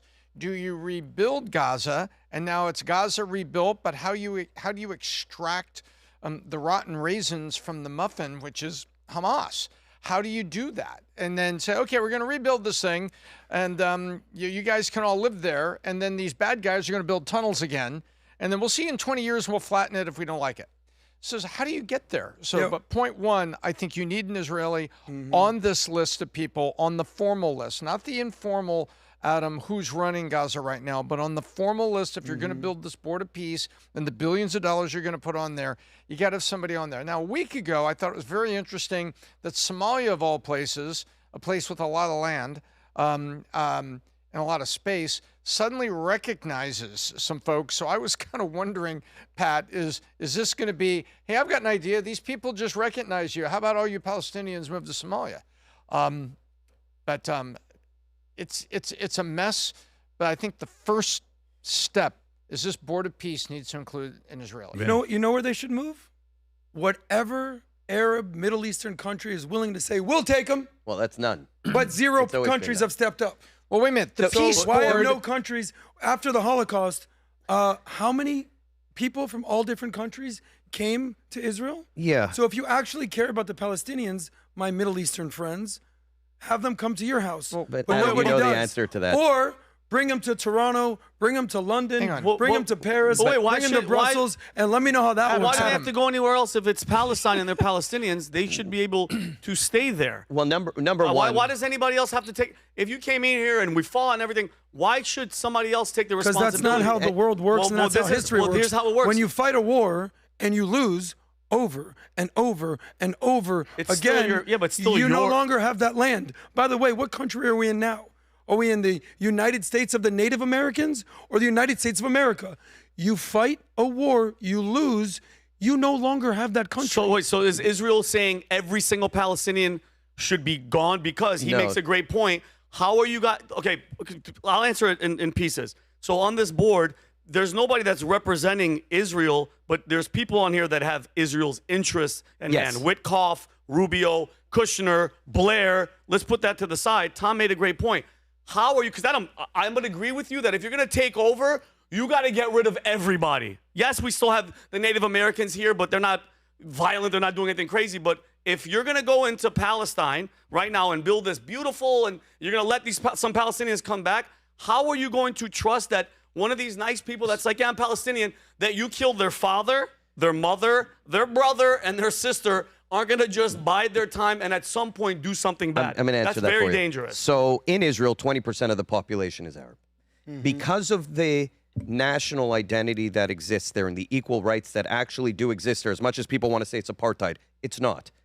They have a strong sense of, I'm not going to say there's not problems, there are terrorist attacks, but they have shown that coexistence is possible. When you, to Adam's point, why haven't the Arab states accepted the Palestinians? I know Egyptians, I know Lebanese people. We have seen what happens when the Palestinians enter other countries. They destabilize countries. The Palestinians that live in Gaza, it was an experiment, a failed experiment, to show that when Palestinians are on their own and they vote for their own politicians and they try and have their own autonomy, that it fails. That's why I'm not advocating for Palestinians to try and do it on their own. I'm advocating for countries to step in and actually take control of the region. And it will require re-education, integration. But long-term, there has to be a solution to this because we keep talking in circles about it. But the notion, again, I'm going to agree with Adam here, the entire world is built up on colonialism, on conquering land, taking it. The entire Middle East is built up on that. So the notion that Palestinians can continue to attack, not accept the And the entire Israel conflict has become, now when you talk to anyone, when it first started in 2023, let's say when this became very popular, you talk to people, they said, I accept Israel's right to exist. I just want to see Palestinians safe. I don't want to see this war continue. Nowadays, almost everyone I talk to is, I don't believe Israel should have a right to exist. That's not going to solve anything long-term, just like it's not going to solve anything long-term to say, let's get rid of every Palestinian. I don't like that rhetoric either. It's not a realistic solution. This is probably the most realistic long-term solution to sustainable peace, re-education, and there is a pathway to it because we know that Palestinians in Israel will coexist and even fight for the Israeli army in certain cases. So, yeah. Well said. I fully agree. Yeah, no, good. I'm Go just saying. ahead. By the way, if there was an election in Gaza today, who wins the election? Hamas, most likely. They elect the terrorists. Do you understand that? If there was an election today and KKK wins, we'll go, whoa, whoa. All right, hey guys, no. We're gonna fight a war. All right, KKK started the war. We kicked their butt, guys. 2028 election. Who you got? Oh, David Duke, you're voting for the KKK? That's unfortunately the Palestinians. They'll keep doubling down on terrorism and they, F around and find out. They continue to perpetually find out, unfortunately. Well, who's in charge right now in Palestine from their Nobody, side? Hamas. I'm gonna say one more thing. Every time Israel has conceded land, it has backfired. Every time they had showed strength, it has worked in their favor. And that's just a sad reality of the Middle East. That's true. You look at Iraq, you look at all these countries, when they show strength, it stabilizes. When they show weakness.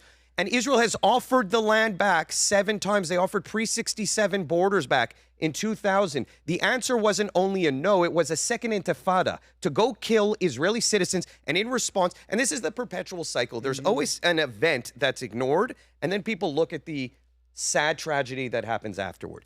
You look back in the day where they were bombing school buses. Everyone talks about apartheid. They're setting up, checkpoints. They're setting up this. This is unethical. You can't enter the country. You can't leave the country. Why do those things exist? Because they were going into Israel from the West Bank and literally bombing clubs where teenagers are. They were bombing buses with vests on, with nails on them. So yes, there is a response to that. But the world, unfortunately, and this is the saddest tragedy of all, holds the Palestinian to such a low standard that there is zero accountability on them. Zero accountability to seek peace, zero accountability to not commit acts of terrorism. And the end result is the perpetuated suffering of Palestinians because they become pawns in this, as opposed to holding them to a higher standard, saying you can be better than this. You want peace, achieve it if you really do want peace. Elect a government that's not a war-hungry terrorist government and speak out against it. It's almost impossible now with Hamas there, but that's the only pathway forward on their end. And on Israel's end, they do have to create a pathway for autonomy and self-determination for the Palestinian people. And enough with, I hate the rhetoric, let's just get rid of all the Palestinians. That's psychotic. It's not going to happen. It doesn't help anyone. I agree. By the way, let me flip it on you. Let's say, bro, I don't care about Israel. I don't care about the Jews. I don't care about the Muslims. Dude, good luck out there. I'm just a red-blooded American Christian. Ask yourself, who do you want controlling, really calling the shots in Israel and the Middle East? Do you want Hamas or do you want Israel? If I'm a Christian and I want to go visit the land of Jesus, the answer is very simple. It's the Israeli government and the IDF that will protect you and take you to all the places that Jesus lived. Yeah.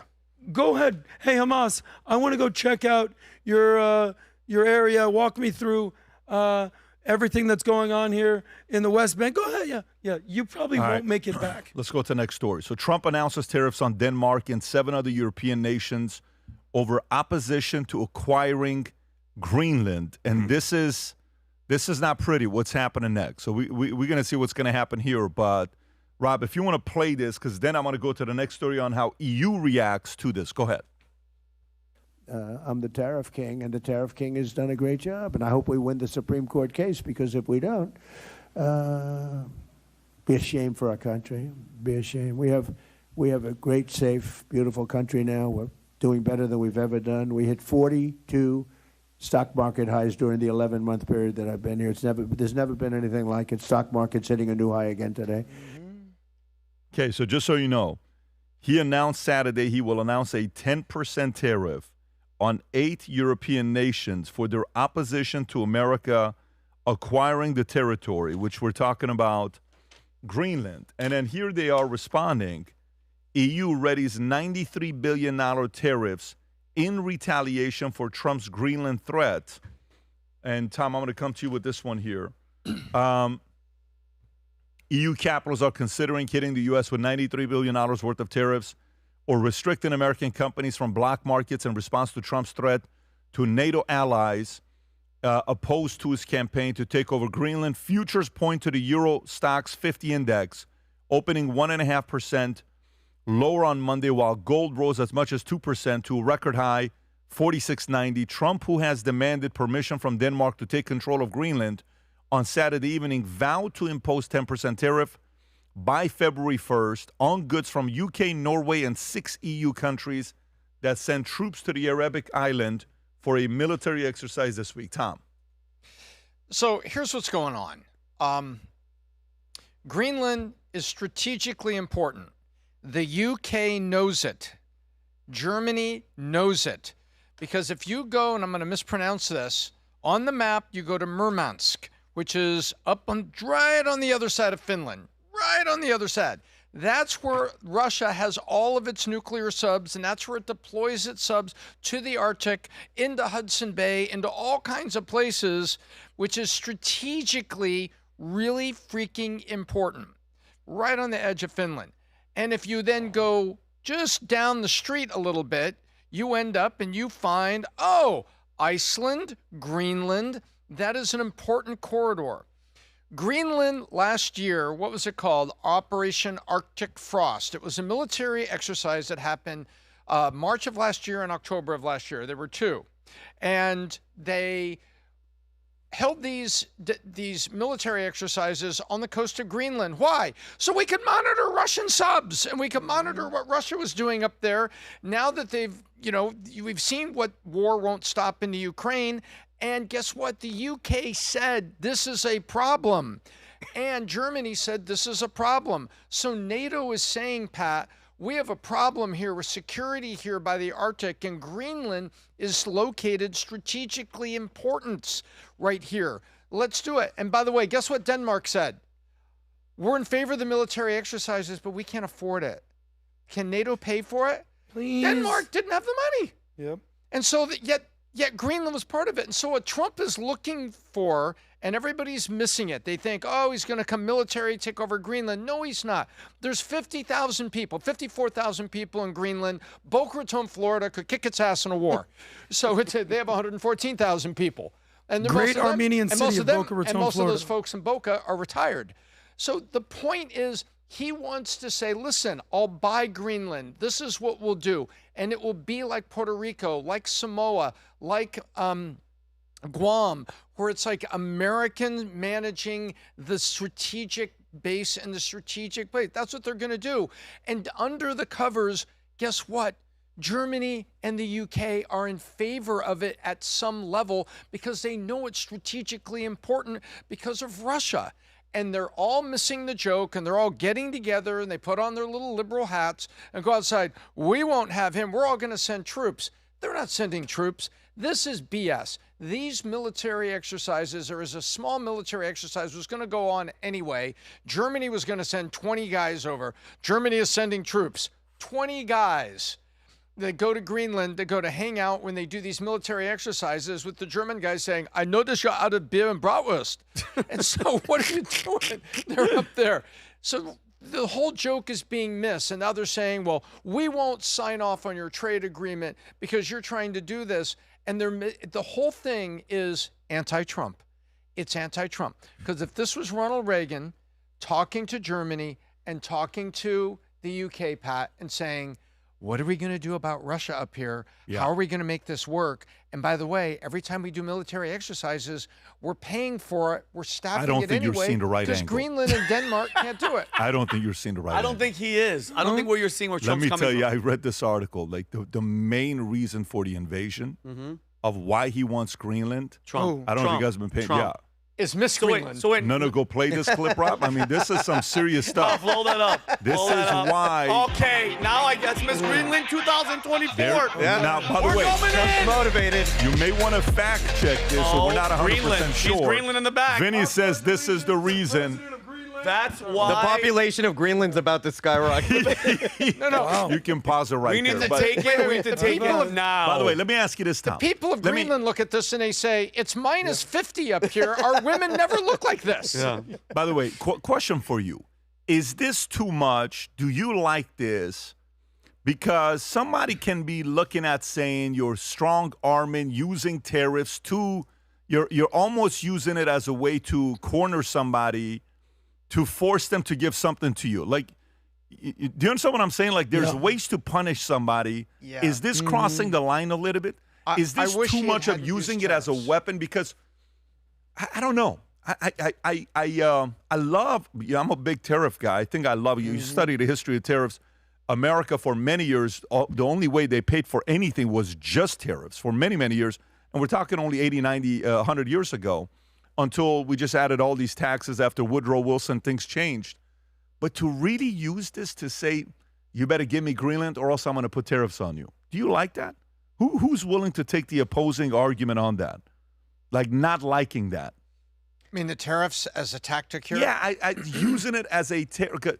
I understand the argument to saying, you don't do this, I'm going to do this to you.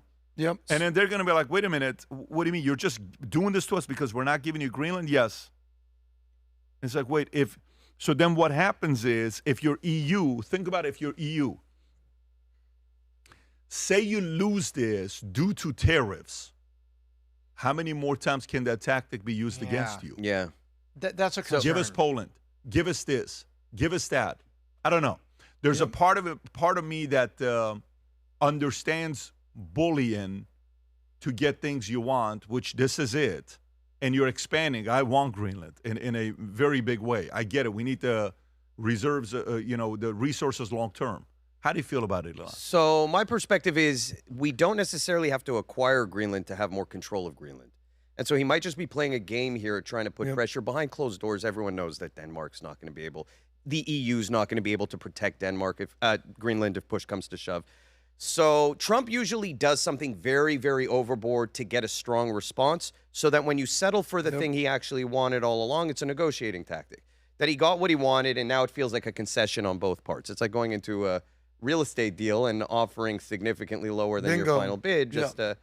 I'm with you on this. I'll just say this. So let's ask a series of questions of what Trump's doing. Is Trump serious about buying Greenland or doing something with Greenland? Yes. Check. Okay. Is he stopping or doing it more over the last month? It's more and more and more. Is he slowing down? No. Is Trump a deal maker? Yes. Resoundingly. Is Trump basically signaling, guys, we're going to do a deal whether you like it or not? Yeah. Whether I got to marry Miss Greenland and bring her to America, and whether I got to do something, I'm letting you know. Be prepared to do a deal. We can do this, like he said, the easy way or the not so easy way. I'm betting on Trump. That's the last question. Are you betting on Trump to do a deal here or not? Check, check, check. I think Trump is going to make some deal happen. Check, check, check, check. Benny. No, you both of you guys make a really good point. Once he saw Miss Greenland, he's like, let's do the deal. But you made a really, really good point, and that's such a good observation that he goes for the gusto to make everybody go, oh my God. But then he's like, all right, we're just going to do this. We're going to set up shop. I definitely like that, and I think the Miss Greenland 2024 is just a cherry on top. Yeah, God bless her. This could also, because if you think about it, how many times, every chance he gets when a topic comes about tariffs, he brings up the what? The Supreme Court ruling. Mm-hmm. Have you noticed that? Every single time he brings it up. Why are you bringing it up? Why are you bringing it up? Would he bring it up if he was 100% sure they're not going to do anything? Would he bring it up if he knew that there's talks of maybe 2 or 3 people going against it? What happens if Supreme Court rules against the tariffs? I know. Well, he's a king, and we don't want kings here, so he can do what he wants. No, he has to abide by the Supreme Court. Rules against tariffs, which I don't think is going to happen. But if they do 5-4, then what happens? What does Kalshi say? Can you pull it up, Rob? 5-4 against, meaning you're done with the tariffs. Yeah. Because Kalshi's got him taking over Greenland at 37%. It's the highest it's ever been. I think it's the highest it's been. But take Trump, give the points. Yeah, trade prices. Take the Canes with the points. What's that? He said take Trump with the points is what he said. It's a football reference. I wonder, is that it, Rob? Will the Supreme Court rule in favor of Trump's tariffs? They're saying no. It's at 35%. That's not good. That's not good at all. But do they understand how damaging $4 million bucks, by the way. It's been put up. $4 million put up by people that are putting their prediction Damn, out there. that is horrible, guys. That's really horrible. You know what that means? That means they're taking over. That's like saying you got a military, you want to attack the enemy, you have 1,000 tanks, and the Supreme Court says you can't use the tanks. Yeah. What do you mean? We're going to war. You can't use the tanks. It's one of my weapons. You can't use it. So that is a night and day strategic. Like, knowing Trump, he uses one of his biggest cards he's been using. Yeah. I don't know if I like this. You know what? See, to me, I want to be able to have him use this, but I don't know if I want to have him use it in abuse it to take over a land. But again, I don't know if that's his. I don't know if his full end game is full acquisition of Greenland. I don't know. I don't know if it is or it's not, but to me, it's irrelevant because what you're doing is what weapon are you using to get it? Yeah. So imagine if Supreme Court's having a conversation right now. They're sitting in a room, they're talking. 4 of them are on his side.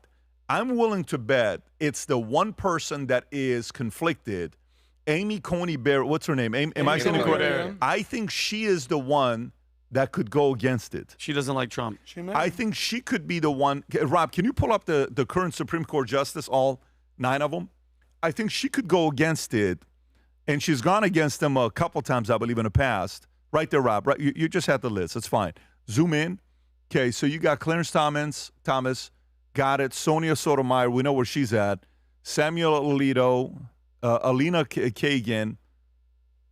Yeah, Amy Coney Barrett. So you guys, is he at 5-4 right now, Tom, or 6-3? Yeah, so 6-3. 1 and 2, Thomas and Alito is known as the hard right and the loyalist. And then you have 5 and 6, Gorsuch and Kavanaugh are seen as the solid right. And then you have ACB and Chief Justice John Roberts. And those are a bit of a wild card right now. But right now it's 4-3 because you have the liberal women, Ketanji Jackson, who doesn't know what a woman is. Yeah, Soto, Kagan, and Jackson. So 3 liberal women, 4 locked conservatives, and then ACB and John Roberts. Hey, by the way, Tom, would you have, we've not looked at the cal sheet about Supreme Court with tariffs.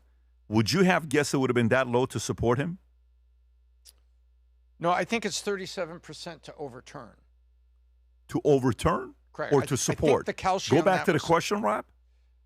Will the Supreme Court rule in favor, Tom, not overturn? 35. Oh, No, yeah. the reason I asked to go to couch is I saw this the other day and I was like, whoa. Tom, but that's what I'm saying. Yeah. Would you have guessed it's going to be this low? No. I would have thought 65% yeah. towards. This is. That's scary.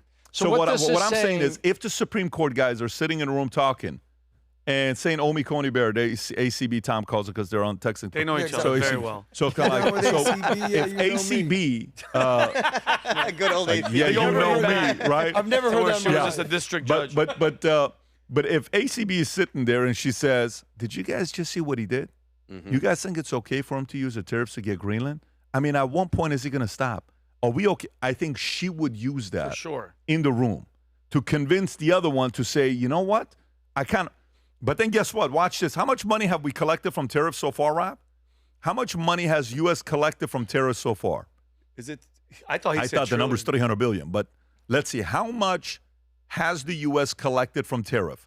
Like tariff revenue so far. Let's see what it is under Trump. There you go. So let's see this here. We've seen 240. I've seen 300.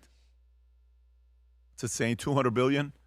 Tariffs collected between January and mid-December. Okay, 200. So fiscal year 195 to 217. But he kept climbing, right? If you go month by month by month. 264 as of late December. 264. That's fantastic. Can we see a graph so on almost this, Rob? 300 billion. That's almost 300 billion. So then here becomes a question. Can you then ask the question, Rob, if Supreme Court rules against it, does Trump have to return that $264 billion of tariffs back to their country? Is that what happens? Is that like a chargeback? Man, if it's a chargeback, that is a clawback. Listen, if you've been in the insurance business, you do not want any chargeback. You don't want that stuff. Have you ever had a $264 billion chargeback? No. Okay, let's say the U.S. would not automatically need to send any. The refunds would go to U.S. importers, American companies who pay the tariffs, only if the courts specific rule refunds. Here's what tariffs are paid by U.S. importers, U.S. government, not by foreign governments. So the money would flow to U.S. companies, then to U.S. Treasury, foreign countries, U.S. If the Supreme Court ruled the tariffs were illegal, 3 possible outcomes. Most likely outcome, no retroactive refunds. Okay. Yeah. So at least you would keep the 264, whatever the number is. By the way, look at the bottom. Remember, Walmart sued. B, partial refunds only to plaintiffs. Only companies that sued. Oh, so they did that as a insurance policy. Yeah. Correct. It wasn't just them. There was one other company that did as well.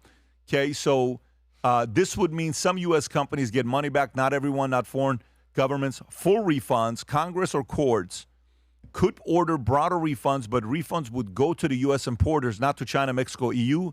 These would create a massive budget holes and chaos, so courts usually avoid this. Important reality check, even if every dollar was refunded, money goes to American companies, money does not go to foreign. Well, that's good to know. Blow a $200 billion hole in Treasury, stabilize. In the craziest way, the stock market would blow up in a single day. It would go to the roof in a day. But at the same time, you'd lose control. And for me, it would make me so concerned that a U.S. president cannot use tariffs. So other countries can choose to put the tariffs on us, but we can't put it on them? That's weird. That's very weird to me. What's the point of being a president? Yeah, and it's hard to see an outcome where we can be tariffed and we can't tariff back. You'd have completely asymmetrical tariffs. Tom, how is that even possible? Look, so what people have to remember is that this is not a court case that the Supreme Court is ruling in finality. Here's what I mean. You know, company gets sued, they take it to appeal court because they don't want to pay for it, like asbestos. They don't want to pay for it. So they take it to appellate court. Then they take it, First Circuit Court of Appeals. Then they go up one more level. Then they go to the Supreme Court. And the Supreme Court says, no, sorry, you have to pay the results of the lawsuit on asbestos. You're done. And it's over. What this is saying, it's the way the Trump executed the tariffs this time. Oh.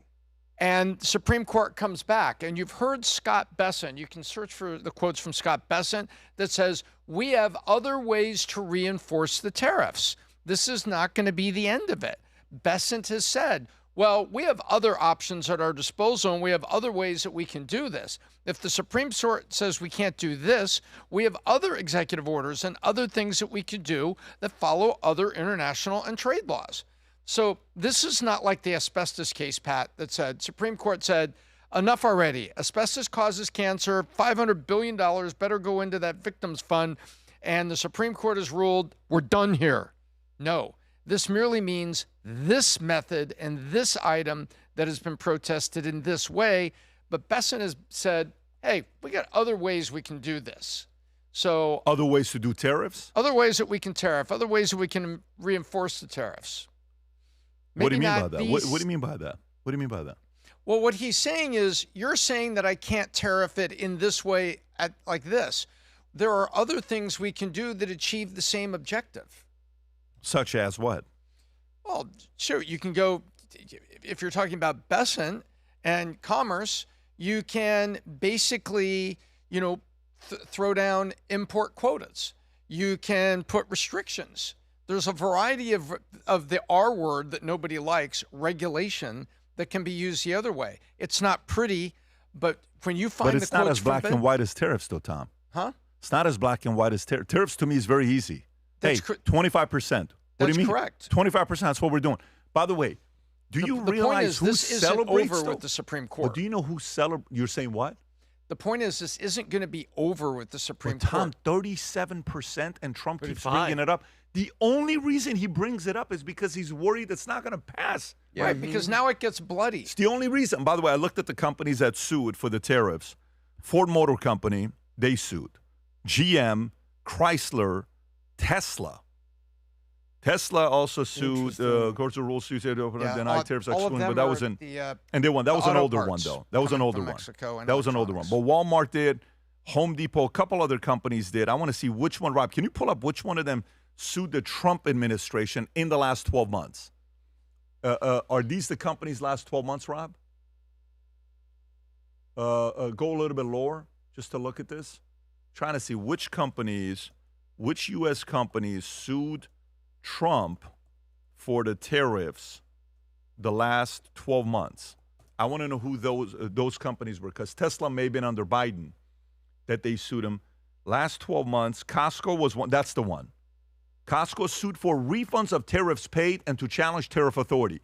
So Costco is betting that they're not going to go through and they're going to get the refunds back, because they know if they don't sue, they won't get the money to be back. So they just kind of put it in there. Goodyear Tire, J. Crew, Toyota, GoPro, and then you have Bumblebee Foods, and there's a couple other companies that... There's some huge companies on there. I wonder what the total lawsuit, if you took everyone into account, would come up to. Well, it's probably going to be, $30, $40 billion. I mean, it's not going to be that big of a number. It's still going to be somewhere between $10 or $30 billion. But I cannot stand this at all. Yep. I cannot stand. You know what it's like? It's kind of like when I became, when I was the founder CEO of the insurance company, and we raised capital, $10 million, and the investor, the board would call me and say, any purchases you make over $100,000, you got to call us. I said, I'm not calling you. I said, no, you have to call us. I said, I'm telling you, I'm not calling you. You have to call us. I am not calling you. So Tom and them go back and forth to raise the number. I said, listen, you're going to have to raise it to $500,000. I'm not calling you every decision I make. I'm running the company. You cannot call. Well, can you just at least send an email to us when you're making a decision about $500,000? I said, we'll send an email. Tom will send it to you, but I'm not calling you for permission. Mm-hmm. You'll get an email. If the driver, the CEO, loses... Yeah, if you lose faith in the guy that's running the show that he just has no more power. Sorry. No, it's power. Right. How do you not have the ability to make decisions to negotiate? And by the way, guess what?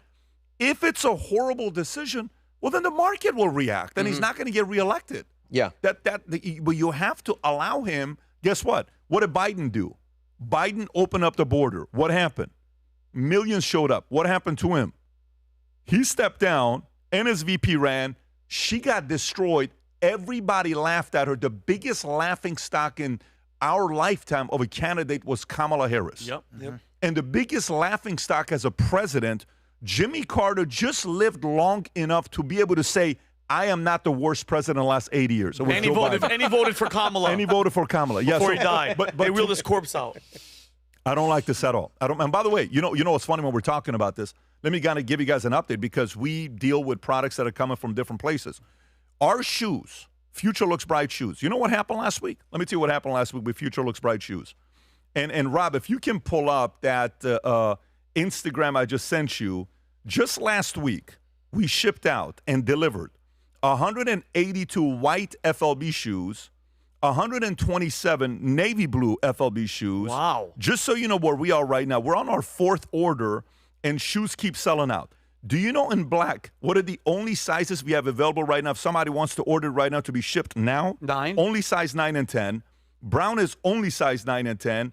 White, we have all sizes except for 7, 7.5, and 8.5, and 13. We have all the other whites because they just came in. Navy blue, the only ones available today is 9, 10, and 11. The only ones available. If you order right now, you have to wait 2 to 4 weeks for the shoes to come to you in the next shipment. But by the way, here's what happens.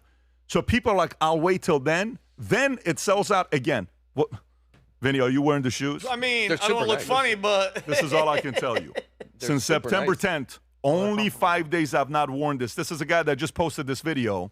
Rob, do you have these As a matter video? of fact, that's the Can first you play it time or he's no? removed the shoe. Watch this. Okay, this guy ordered the shoes. They came in. Nice presentation. I want to properly recognize his name. I'm loving all these tags. I'm getting tagged on so many of these shoes that are coming in. Boom. Yasser Valdez, who just placed the order for these shoes. And look what he put in the tweet, Rob, if you want to, in the DM. Go zoom in a little bit to the bottom. He says, these shoes are so comfortable that my Ferragamos are jealous because I'm not using them anymore. I had the black ones at the vault, now the white ones. So you had the black ones, now the white ones came in after the reward. Rob, God maybe play the clip for the shoes because of what's going on if you have it, Rob, or the crew in the back. So the FLB shoes were excited, but guess what? We also are paying tariffs, just so you know, as the shoes are coming back and I was going forth. to see where you're going with this. Yeah, okay. that's where I was going with this. Rob, go ahead and play the clip. When we set out to create a shoe that blends comfort, function, and luxury, we had the choice to make it fast. We had the choice to make it cheap. We chose neither. Instead, we chose Tuscany, Italy. We chose true Italian craftsmanship, each pair touched by 50 skilled hands. We chose patience, spending 2 years perfecting every detail, and we chose the finest quality at every step. Introducing the Future Looks Bright collection. Not rushed, not disposable, not ordinary. Rather, intentional, luxurious, timeless. I love it. What a Absolutely. trip. I am What a absolutely trip. What a in lo- shoe. I am in love with this shoe, man. I can't even tell you how much I love this shoe. Go to vtmerch.com, folks. Place your order or pre-order or get it for somebody. And the white ones look sick. The white ones are absolutely sick. But, of course, you got the black, brown, navy blue, and the white Sir, one to choose from. Can I say one thing? Yeah. I'm disappointed in Vinny. Why? Let me see your shoes, buddy. Are they? You wear them every single day. I'm wearing them on the podcast all the time. Hear me out. Yeah. They're ridiculously clean. Because I keep them clean. But look at our friend PBD, our boss, our mentor. I saw him play soccer. He was playing soccer. You can't help him out and clean it. Help him clean his shoe. He wears them Vinny, everywhere. Be a good friend. He was in the garden. He had freaking FLBs on, bro. Let me tell you something. I'm very selective. I'm going to come out and say this because you've bought me some Ferragamos. Thank you very much. This is my favorite shoe I've ever had, and I'll tell you why. You could dress them up, or you could dress them down. You can wear them with a suit, or you can wear them with whatever H&M outfit Vinny's got going on right now. Good call. Tom's, It's kind of surprising, Tom's still Adam. I doing thought shining Pat shoes was your job. Oh! That's literally your job, Tom. Literally. You got a little brown stuff on your nose right now. But, Vinny, do our friend a favor. Help him clean his shoe. I got you. I got it. It's one Anyways, spray. okay. I don't know where Adam went with that, folks, but go to It's the best shoe vtmerch.com. in the He was market. promoting the All right. shoes. He Yeah, wants that's his way of No, I'm promoting promoting Yeah. the shoe, but also That's saying right. Vinny's self-love. And by the way, just big announcement, folks. Place the order. Whatever way the lawsuit goes down, we're not going to pass it down to you, just so you guys know that we're going to keep this price. All right, let's get to the next story here. Jon Stewart, Vinny, finally addresses whether he will run for president or not. You know, he's a guy that people are wanting to run for president for 2028. A lot of people are saying, you should run. Here's Jon Stewart answering the question a lot of people have. Will Jon Stewart run for president in 2028? Go for it, Rob. You know, people keep saying, oh, this guy's Hitler. No, he's not. And I'll tell you why he's not. Hitler was popular. Oh, my God. This guy's not. Jeez. Because the people, and I'm talking about people like, I live in a town where like a lot of people went that way. Like they give me a lot of shit in the deli. Like I walk in the deli and there's a lot of like, hey, how's that auto pen? How's Biden's auto pen? I walk in the deli now and they're like, what would you like on your sandwich? Like, it ain't flying in a lot of places where you think it might be flying. So the one institution that I think has been the bulwark in a way that nothing else has been the people. And that's been really heartening to me. You know, people keep saying, oh, this guy's... Rob, is this no, the he's clip not. where he says, I think you should run for president? It's all from the same news story out of the Daily Beast. All right, well, then let me just read this to you because I think there's a clip where he answers the question. He says, the comedian didn't exactly say no, but he did joke that he said, F it, he's an F it candidate, meaning, I think should be president is the line that comes after you said F it. Because most people go like, I'm watching this and I'm doing this. These people aren't doing that. You know what? I'm just going to run it. I'm just going to go out there and run. That guy should do it. He's on TV.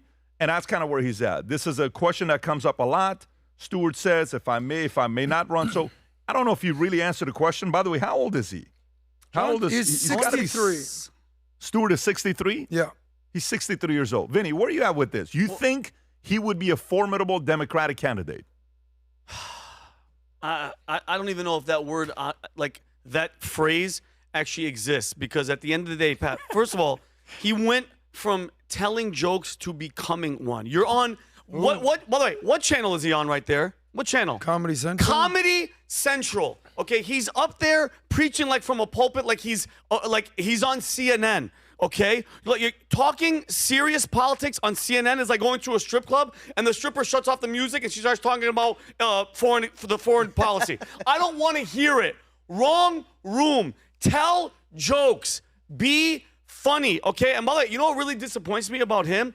He has a good heart. He's actually a really good dude. Do you remember he fought Congress after 9/11 because of the health care and the compensation for respiratory illness for all the first responders and stuff? He's a good dude.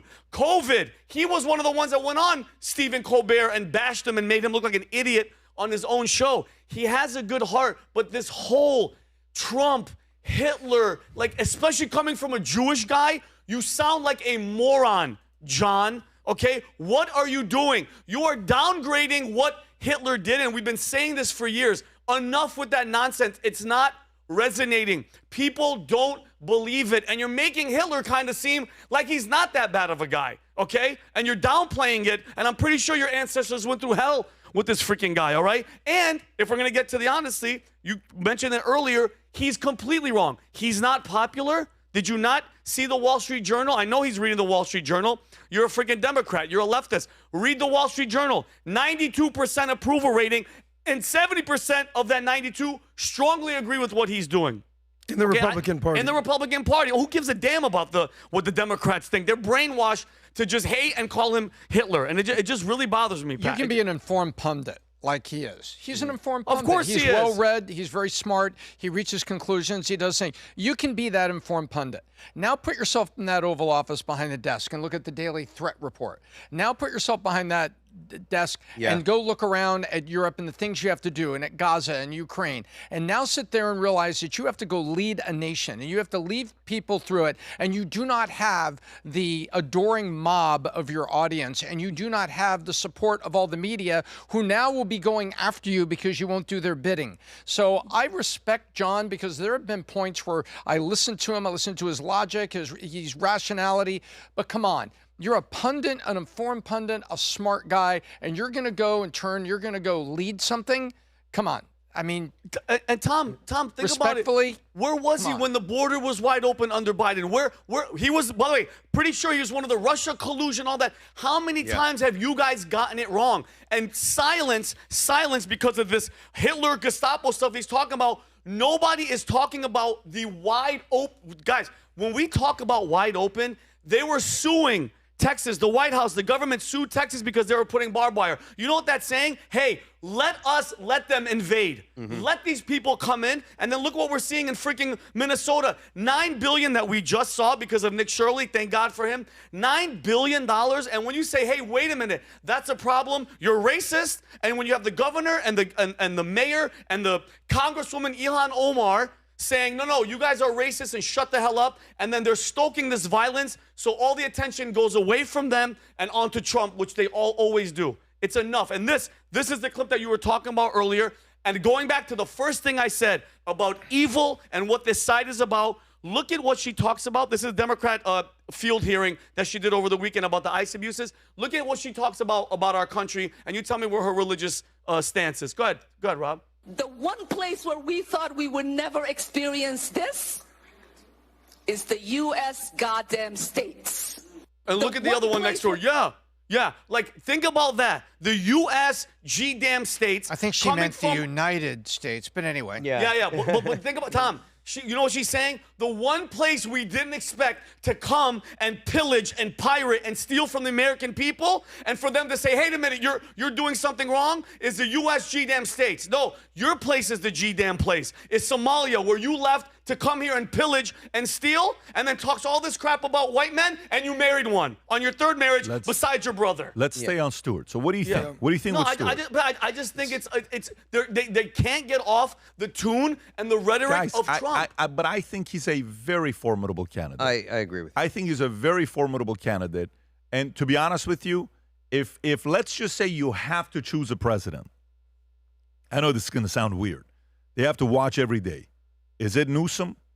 Is it Kamala? Is it Josh Shapiro? Is it, Whitmer? Is it Pritzker? Is it Jon Stewart? You have to choose one of those guys. Say a Republican's going to lose. You have to choose one of those guys. Who would it be? To me, on that list, I would probably put Shapiro first. Me too. I'd overlook on the that murder list. and go with Shapiro. I would probably put Shapiro first. Man, I don't know where you go after Shapiro. Do you go to Pritzker next? Because at least he comes from wealth, business, all that. Look what he's doing to Chicago with crime. I don't have a number 2. It drops down for me. Yeah, who's your number 2 though on that I don't list? have a number 2. Are we going just off of optics? By the way, the chances of winning, Roger Stone said something very interesting. The $40 million have been bet already for the Democratic nominee for president. $40 million Oh my been God! put up on Go a Cal little Sheet bit, for but who's the green that That's just crazy. spiked up? Newsom's at 33. Then it's AOC Shapiro. No. Is Stewart at all on that list He or is. no, Rob? Go a little bit lower. I want to see where he's at. 2%. Well, Okay. right now he's at 2%, but that can change very quickly. That if you can get change. serious. Like I would dump 10K on Stewart and Stephen A. and see what happens. What's the odds? What is the odds on Stewart and Stephen A? You got 2%. What would the market be, Tom, on that? You would be buying at 2% with a chance to win with the fees, probably 95 cents. You'd be wagering 2% to get 2 cents to get 95. The odds are So crazy. you That's bet 2 cents crazy to win odds. 95. Yeah. I would put 10K right now on Stephen A. and Jon Stewart. Yeah. I would do it. Per dollar bet. So that means if Stewart or Stephen A. win, you mean to tell me, Tom, it's going to be 19-1? So you put 10K, one of them wins, you win $190,000. Is that the number? The bet? I would make that risk. I would make that risk. To me, here's why though. $200 closer to 49 to 1. I would it? say John's. Sorry, go ahead. If it's 49-1, but you said 95 cents. 95 is 19-1. If it's 98 cents, then it's 49-1. You're right. Your bet only cost you 2 cents. To win 95 And cents. yeah. Oh, so you bet 10 grand, you win $490,000? Yes. Oh, listen, can we take a quick 49 break? We're about to. He's going to become the biggest advocate of Jon Stewart. Guys, vote for Jon Stewart. No, but where I'm going with this is, let me tell you what's about to happen. My opinion. Guys, you know, folks, for some of you guys who were with us with election night, some really crazy things happened. We're about to make a very massive announcement. This announcement made Rob $200 already, okay? I mean, Rob had a wild weekend this weekend. I gave him $200 and $2 bills. He went to the racetrack to bet on horses. But we're about to announce something very big. Stay tuned. You'll hear about it. It's going to be massive. It's going to be fun. If you thought 2024 election night was big, I think 2028 could be wild. And here's why. I think all the major Hollywood celebrities that have been wanting to put that checklist, like, you know, Arnold, Mr. Olympia, check. Arnold, super wealthy hectamillionaire, check. Arnold, superstar Hollywood actor, check. Arnold, governor, check. He can't be a president. So Arnold's a trifecta, right? On winning in business, winning in sports, bodybuilding, and winning in, you know, politics. Jesse Ventura did it. Jesse Smaller Ventura state. did it. Yes, Minnesota. Was it Minnesota or Yes. yeah? I think there are so many guys like Stewart that should be running in 2028. Mm-hmm. I think Tony Robbins. I think The Rock. I think, you know, you got some guys on the conservative side, Republican, that could be running that are 35, 40 years old. Can I ask you a question, though? By the way, you know what really breaks my heart and annoys the hell out of me? You know who could have ran in 2028? Who? A guy named Charlie Kirk. Yeah, that's, I mean. And I'm being so like, he would have been right around that age. Well, I think he could have, or maybe he had to wait to 32, but it's somewhere around there. But I think there's going to be so many guys, which, by the way, he would have been super formidable. Super formidable.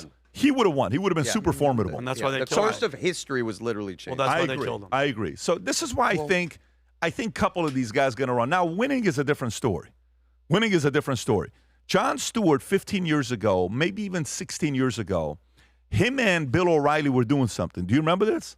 What they did? Him and Bill, did you hear about this or no? Him and Bill O'Reilly were going and doing these debates. And in one of the ones, Jon Stewart is so funny. I don't know how tall he is, but apparently he's not that tall. And he jokes about it himself. Yep. He gets himself to elevate the, what do you call it? Have you seen this thing? It elevates it, and he keeps going higher and higher and higher and higher and higher. You've never seen this? It's sick what he does. Which, by the way, you know what I like that? It's unlike what DeSantis did. He automatically eliminates that as an issue. Yeah. Do you get what I'm saying? It's like, no, here's what it is. So he has that style to go about it that kind of, and by the way, remember what he did with Tucker 20 years ago. Oh, with the bow tie? You remember that bow tie? Oh, he destroyed it. I think he has it. I think he has it. So, Ilan, what do you think? I think, number one, you said something very interesting that kind of caught me because you said, I actually feel like he's a nice guy. That's my sentiment, too. When I saw the 9/11, when he actually gave credit to Trump, I'm like, wow, this guy's willing to give credit to Trump. Yeah, I was very surprised by it. This guy will have massive appeal with independents. The election's going to be won by independents. He spends all day in front of a camera talking to people. He knows how to talk. He's very intelligent. Does it mean he's equipped to run the country? Probably not. But in the end of the day, that's not what's going to win you an election. What's going to win you an election is being charismatic. He wins that. Knowing how to kind of play with people when you talk to them, he has that. Yes. So, and having a massive following, he's already hugely popular, more than anyone else who's going to run. And again, he has mainstream independent appeal because if I didn't follow politics closely, he is someone I would look to and be like, oh, I've seen him kind of talk on both sides. He seems like he's moderate. He's appealing to me. I've watched him for years. I feel like I know him. There's an authenticity there, a very similar authenticity, although also completely different, to what Trump brought to the table. Yep. So he's very, very effective. I agree with that. Yeah. I agree with that. And that's what I credited his rational thinking and everything there. I credited all that. But I believe that it would be just like the movie The Candidate with Robert Redford. The very last bit of the movie, do you remember what that is, Pat? They win. Robert Redford, the candidate, wins. And they walk in the back room and they said, we won. And Robert Redford looks at him and he goes, what do we do now? Yeah. By the way, you know what's crazy, that line you're saying? That's the video of when Trump beat Hillary and the family walks up, they're like, what the hell are we going to do now? You ever remember that? That's it in It real life. was the best scene because they were like, guys, did we really win? Yeah. She just called and conceded. Yeah. So, and then, of course, later on, he figured it out. But here's the problem with everything that we're talking about. And by the way, huge what ifs, 2%, and that's a position on Calci. It's not betting, it's a position. Okay, let's say all that, and in the perfect world, yay, Jon Stewart. You guys have to understand, he's not Trump, Tommy. He's going to go in the same Democratic machine that was running the Biden administration, because we all, guys. With the same flaws, and they're going to miss the same let's be honest, cues. Joe Biden made 0 decisions, okay? It was that cabal around him. So let's be honest. Whoever comes in, Jon Stewart, Gavin, whoever, they're still going to have to listen to the party that's run by freaking evil. And guess what they're going to do? What are the first 3 things? Pat, if you guys had to guess, what are the first 3 things a Gavin Newsom first order of business, first executive orders, what would you guys say are the first 3 things, even 2, that he does when he comes into office? Good. Let's just entertain me with that. What's number 1 from people that are the most pro open border, anti-ICE? Well, he's going to un-executive order 500 things, starting with the border immigration policy. Number 1, border wide open again, open invasion. What else? What else do you think? With somebody like that? With somebody like a Gavin Newsom? You're going to see massive restrictions on Second Amendment, right? 100%. That's the second thing I think that he would go for is the Second Amendment. And what else? What else do you think? That Gavin Newsom, first order of business, or any Democrat, because of the machine, their votes, open the border. He would probably make it illegal to walk off the stage to go use a restroom during the podcast. Disappointing. Tom was so upset with my question, he had to desert. He's out. He's out. Back, guys, go back to Stewart. Yeah, I will. I want to wrap that up and then go to the next thing. Stewart. Yes. Adam. Tom walked off because this is a comedy segment, and obviously this isn't Thomas' time to shine. I can't believe that we're actually entertaining a 5'6" Nebuchadnezzar Shlemiel Schlemazel Jewish guy, factoring him into running for president and winning the candidacy. I don't see it. I don't believe it. I don't know if it's ironic. It's not happening. We haven't had a president, logically speaking, below 6 foot in our lifetime. So the chances of this liberal bubble 5'6" Jewish complainy guy winning anything is nonsensical. Adam's becoming anti-Semitic. And if a Jew is not willing to vote for him, believe me, the rest of America isn't. Can I ask you a question? Secondly, no, you can't, because my comedy set's going on. Wait for Tom to come out of the bathroom to talk. It might Here's be the next he thing. might be there for a while. If Jon Stewart ran for mayor of New York City, he probably would lose to an Islamic socialist named Zoran Mamdani. So in my opinion, this is all fodder. That's great. Jon Stewart has had his little, dancing little monkey little thing going on. But it's great for a segment. We're having fun. How tall is Stewart? 5'6". Is he really 5'6", Ron? Because it says 5'7", and you know that he's rounding up. He's still growing, though. Exactly. If he ran, if he's 5'7", he's growing on us. But if he ran, the chances of Jon Stewart winning anything other than an Emmy are non-existent. James Madison, tall? back Was in the 5'4". days when he was big on YouTube, he was a big Yes. YouTuber on Twitter. 5'4". James Madison was 5'4". Yeah. By the way, Yeah, but- that was before there was TV, and this was in 1800. Height wasn't a thing because the precedent was we got George Washington, we got Adams, we got Hey, Jefferson. So there's Adam- nothing going on Adam, here.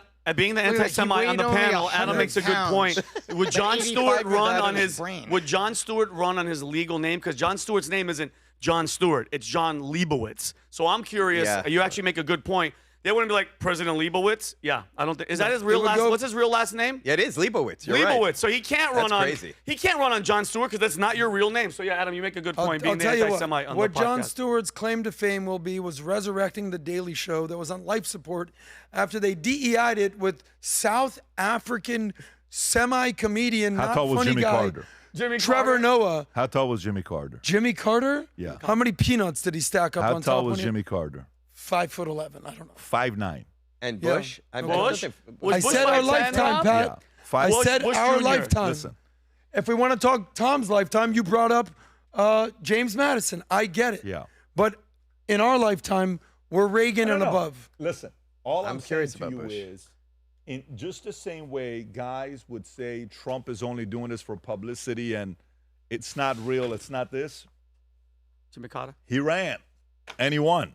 Okay. Yeah. You know, he ran and, he's he won. 6'3". He's 6'3" and a billionaire and all over loves TV. McDonald's. And there was an anomalous kind of situation happening culturally at the time. By the People- way, don't shortchange your favorite president, Jimmy Carter. It says he's 5'10". And he was Trump the come- shortest president since World War II till today. So if you're telling me 5'6", somewhat funny Jon Stewart has any chance of winning, I have Bridge some I land, do also think I have Trump some got- land in the Everglades in Miami that I want to sell you. Trump got more free press, good or bad, than any human being in the history of mankind. So that helped him tremendously as well, that he was kind of controversial at the time. So Very good point. Yeah. I mean, we'll see. We'll see. He had the audacity to be controversial, whereas a lot of these guys are a little too nice. They God forbid, they said something that offends somebody, they're going to, back down or change their positions. But I would like to see him be a thorn in the side on debate stage. I think he can do a little shtick there, but I don't think he's willing to disrupt that bad. I think if we've learned anything, I forgot who made the point, maybe it was Tom, the DNC will take over and go, Yeah, get out of here, Jon Yeah, of Stewart. course they would. Get out of here, Bernie yeah, Sanders. we've seen it. good We've seen heart. that It's Gavin happen before. Newsom's Yeah, time. you were really funny. Next. you think it's going to be nuisance time and nothing Vinny, else? funny how?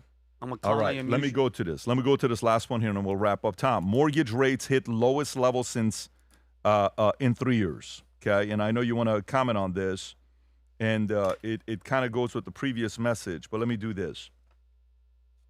So mortgage rates lowest in 3 years. A lot of people are talking about, man, I want something to go lower so I can refi. The average 30-year fixed mortgage rate fell to 6.06% this year, down from 6.16% last week, according to lowest level since September of 2022. A year ago, the 30-year fixed rate was at 7.04% higher. The latest drop comes after Trump announced he was directing a government-sponsored mortgage giant to purchase $200 billion in mortgage bonds. This will drive mortgage rates down, monthly payments down, and make the cost of owning a home more affordable. We saw that. Tom, how big of a deal is that? Is that what's impacting it? Yes.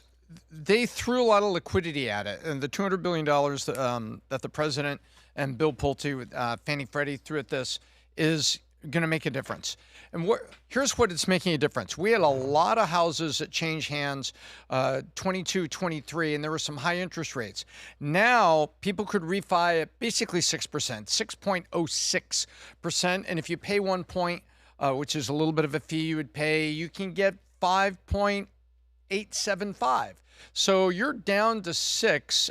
and even in the 5s, if you want to pay a little bit, that's a big deal for all the people that had those 7 1/4s from a year ago or more. So the refi mortgage is going to be working there. However, is the supply of homes going up that quick, just with the stroke of a pen, the way you can do rates? No.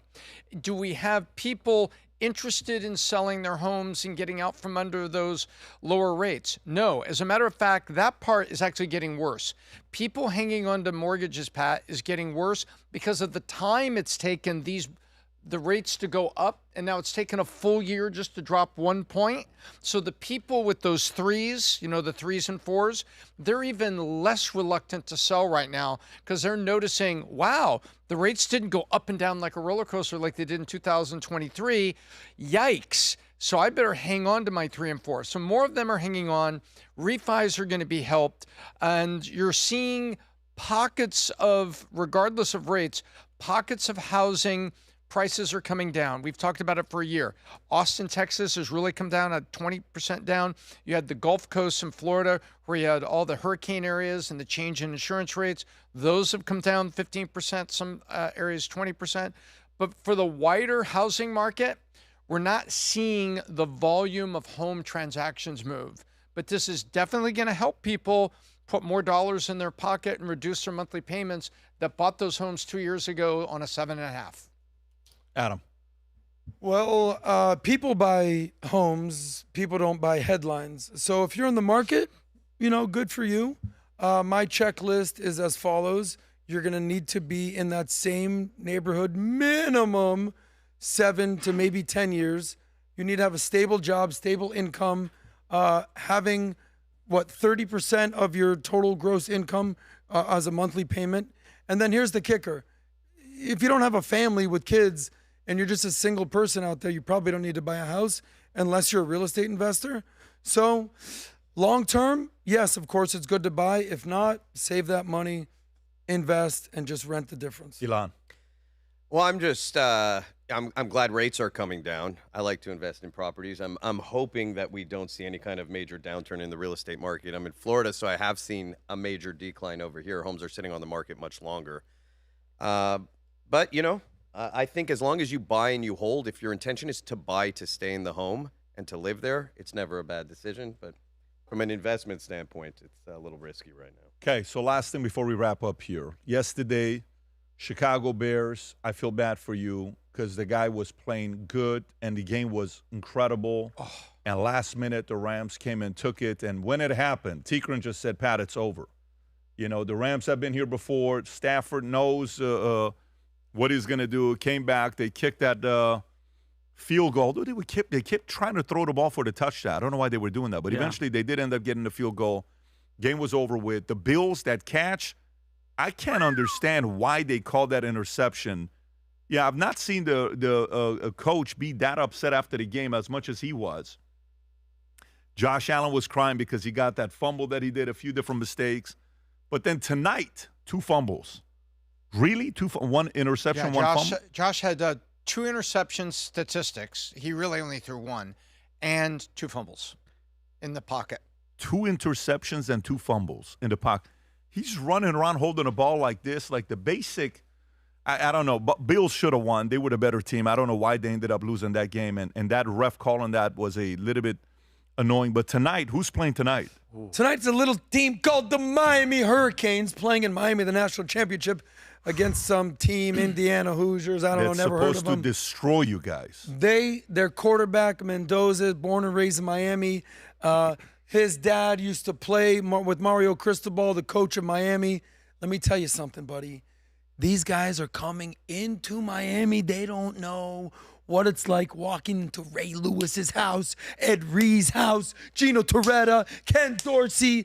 The Hurricanes are going to shock the world and win a national championship. Did you say Gino Torretta? Yeah, Heisman winner. Heisman winner, yeah. Gino Torretta. Yeah. Great college football coach, but didn't translate. Football, what do you call it? The quarterback. Yeah, he was drafted so by Minnesota. Miami's going to win. Tom, who do you have? Because you don't care which team wins, but. So I objectively look at this, and I just believe in the age of NIL and transfer portal, Indiana has built a perfect team for this year. And you're going to see more Indianas in the future.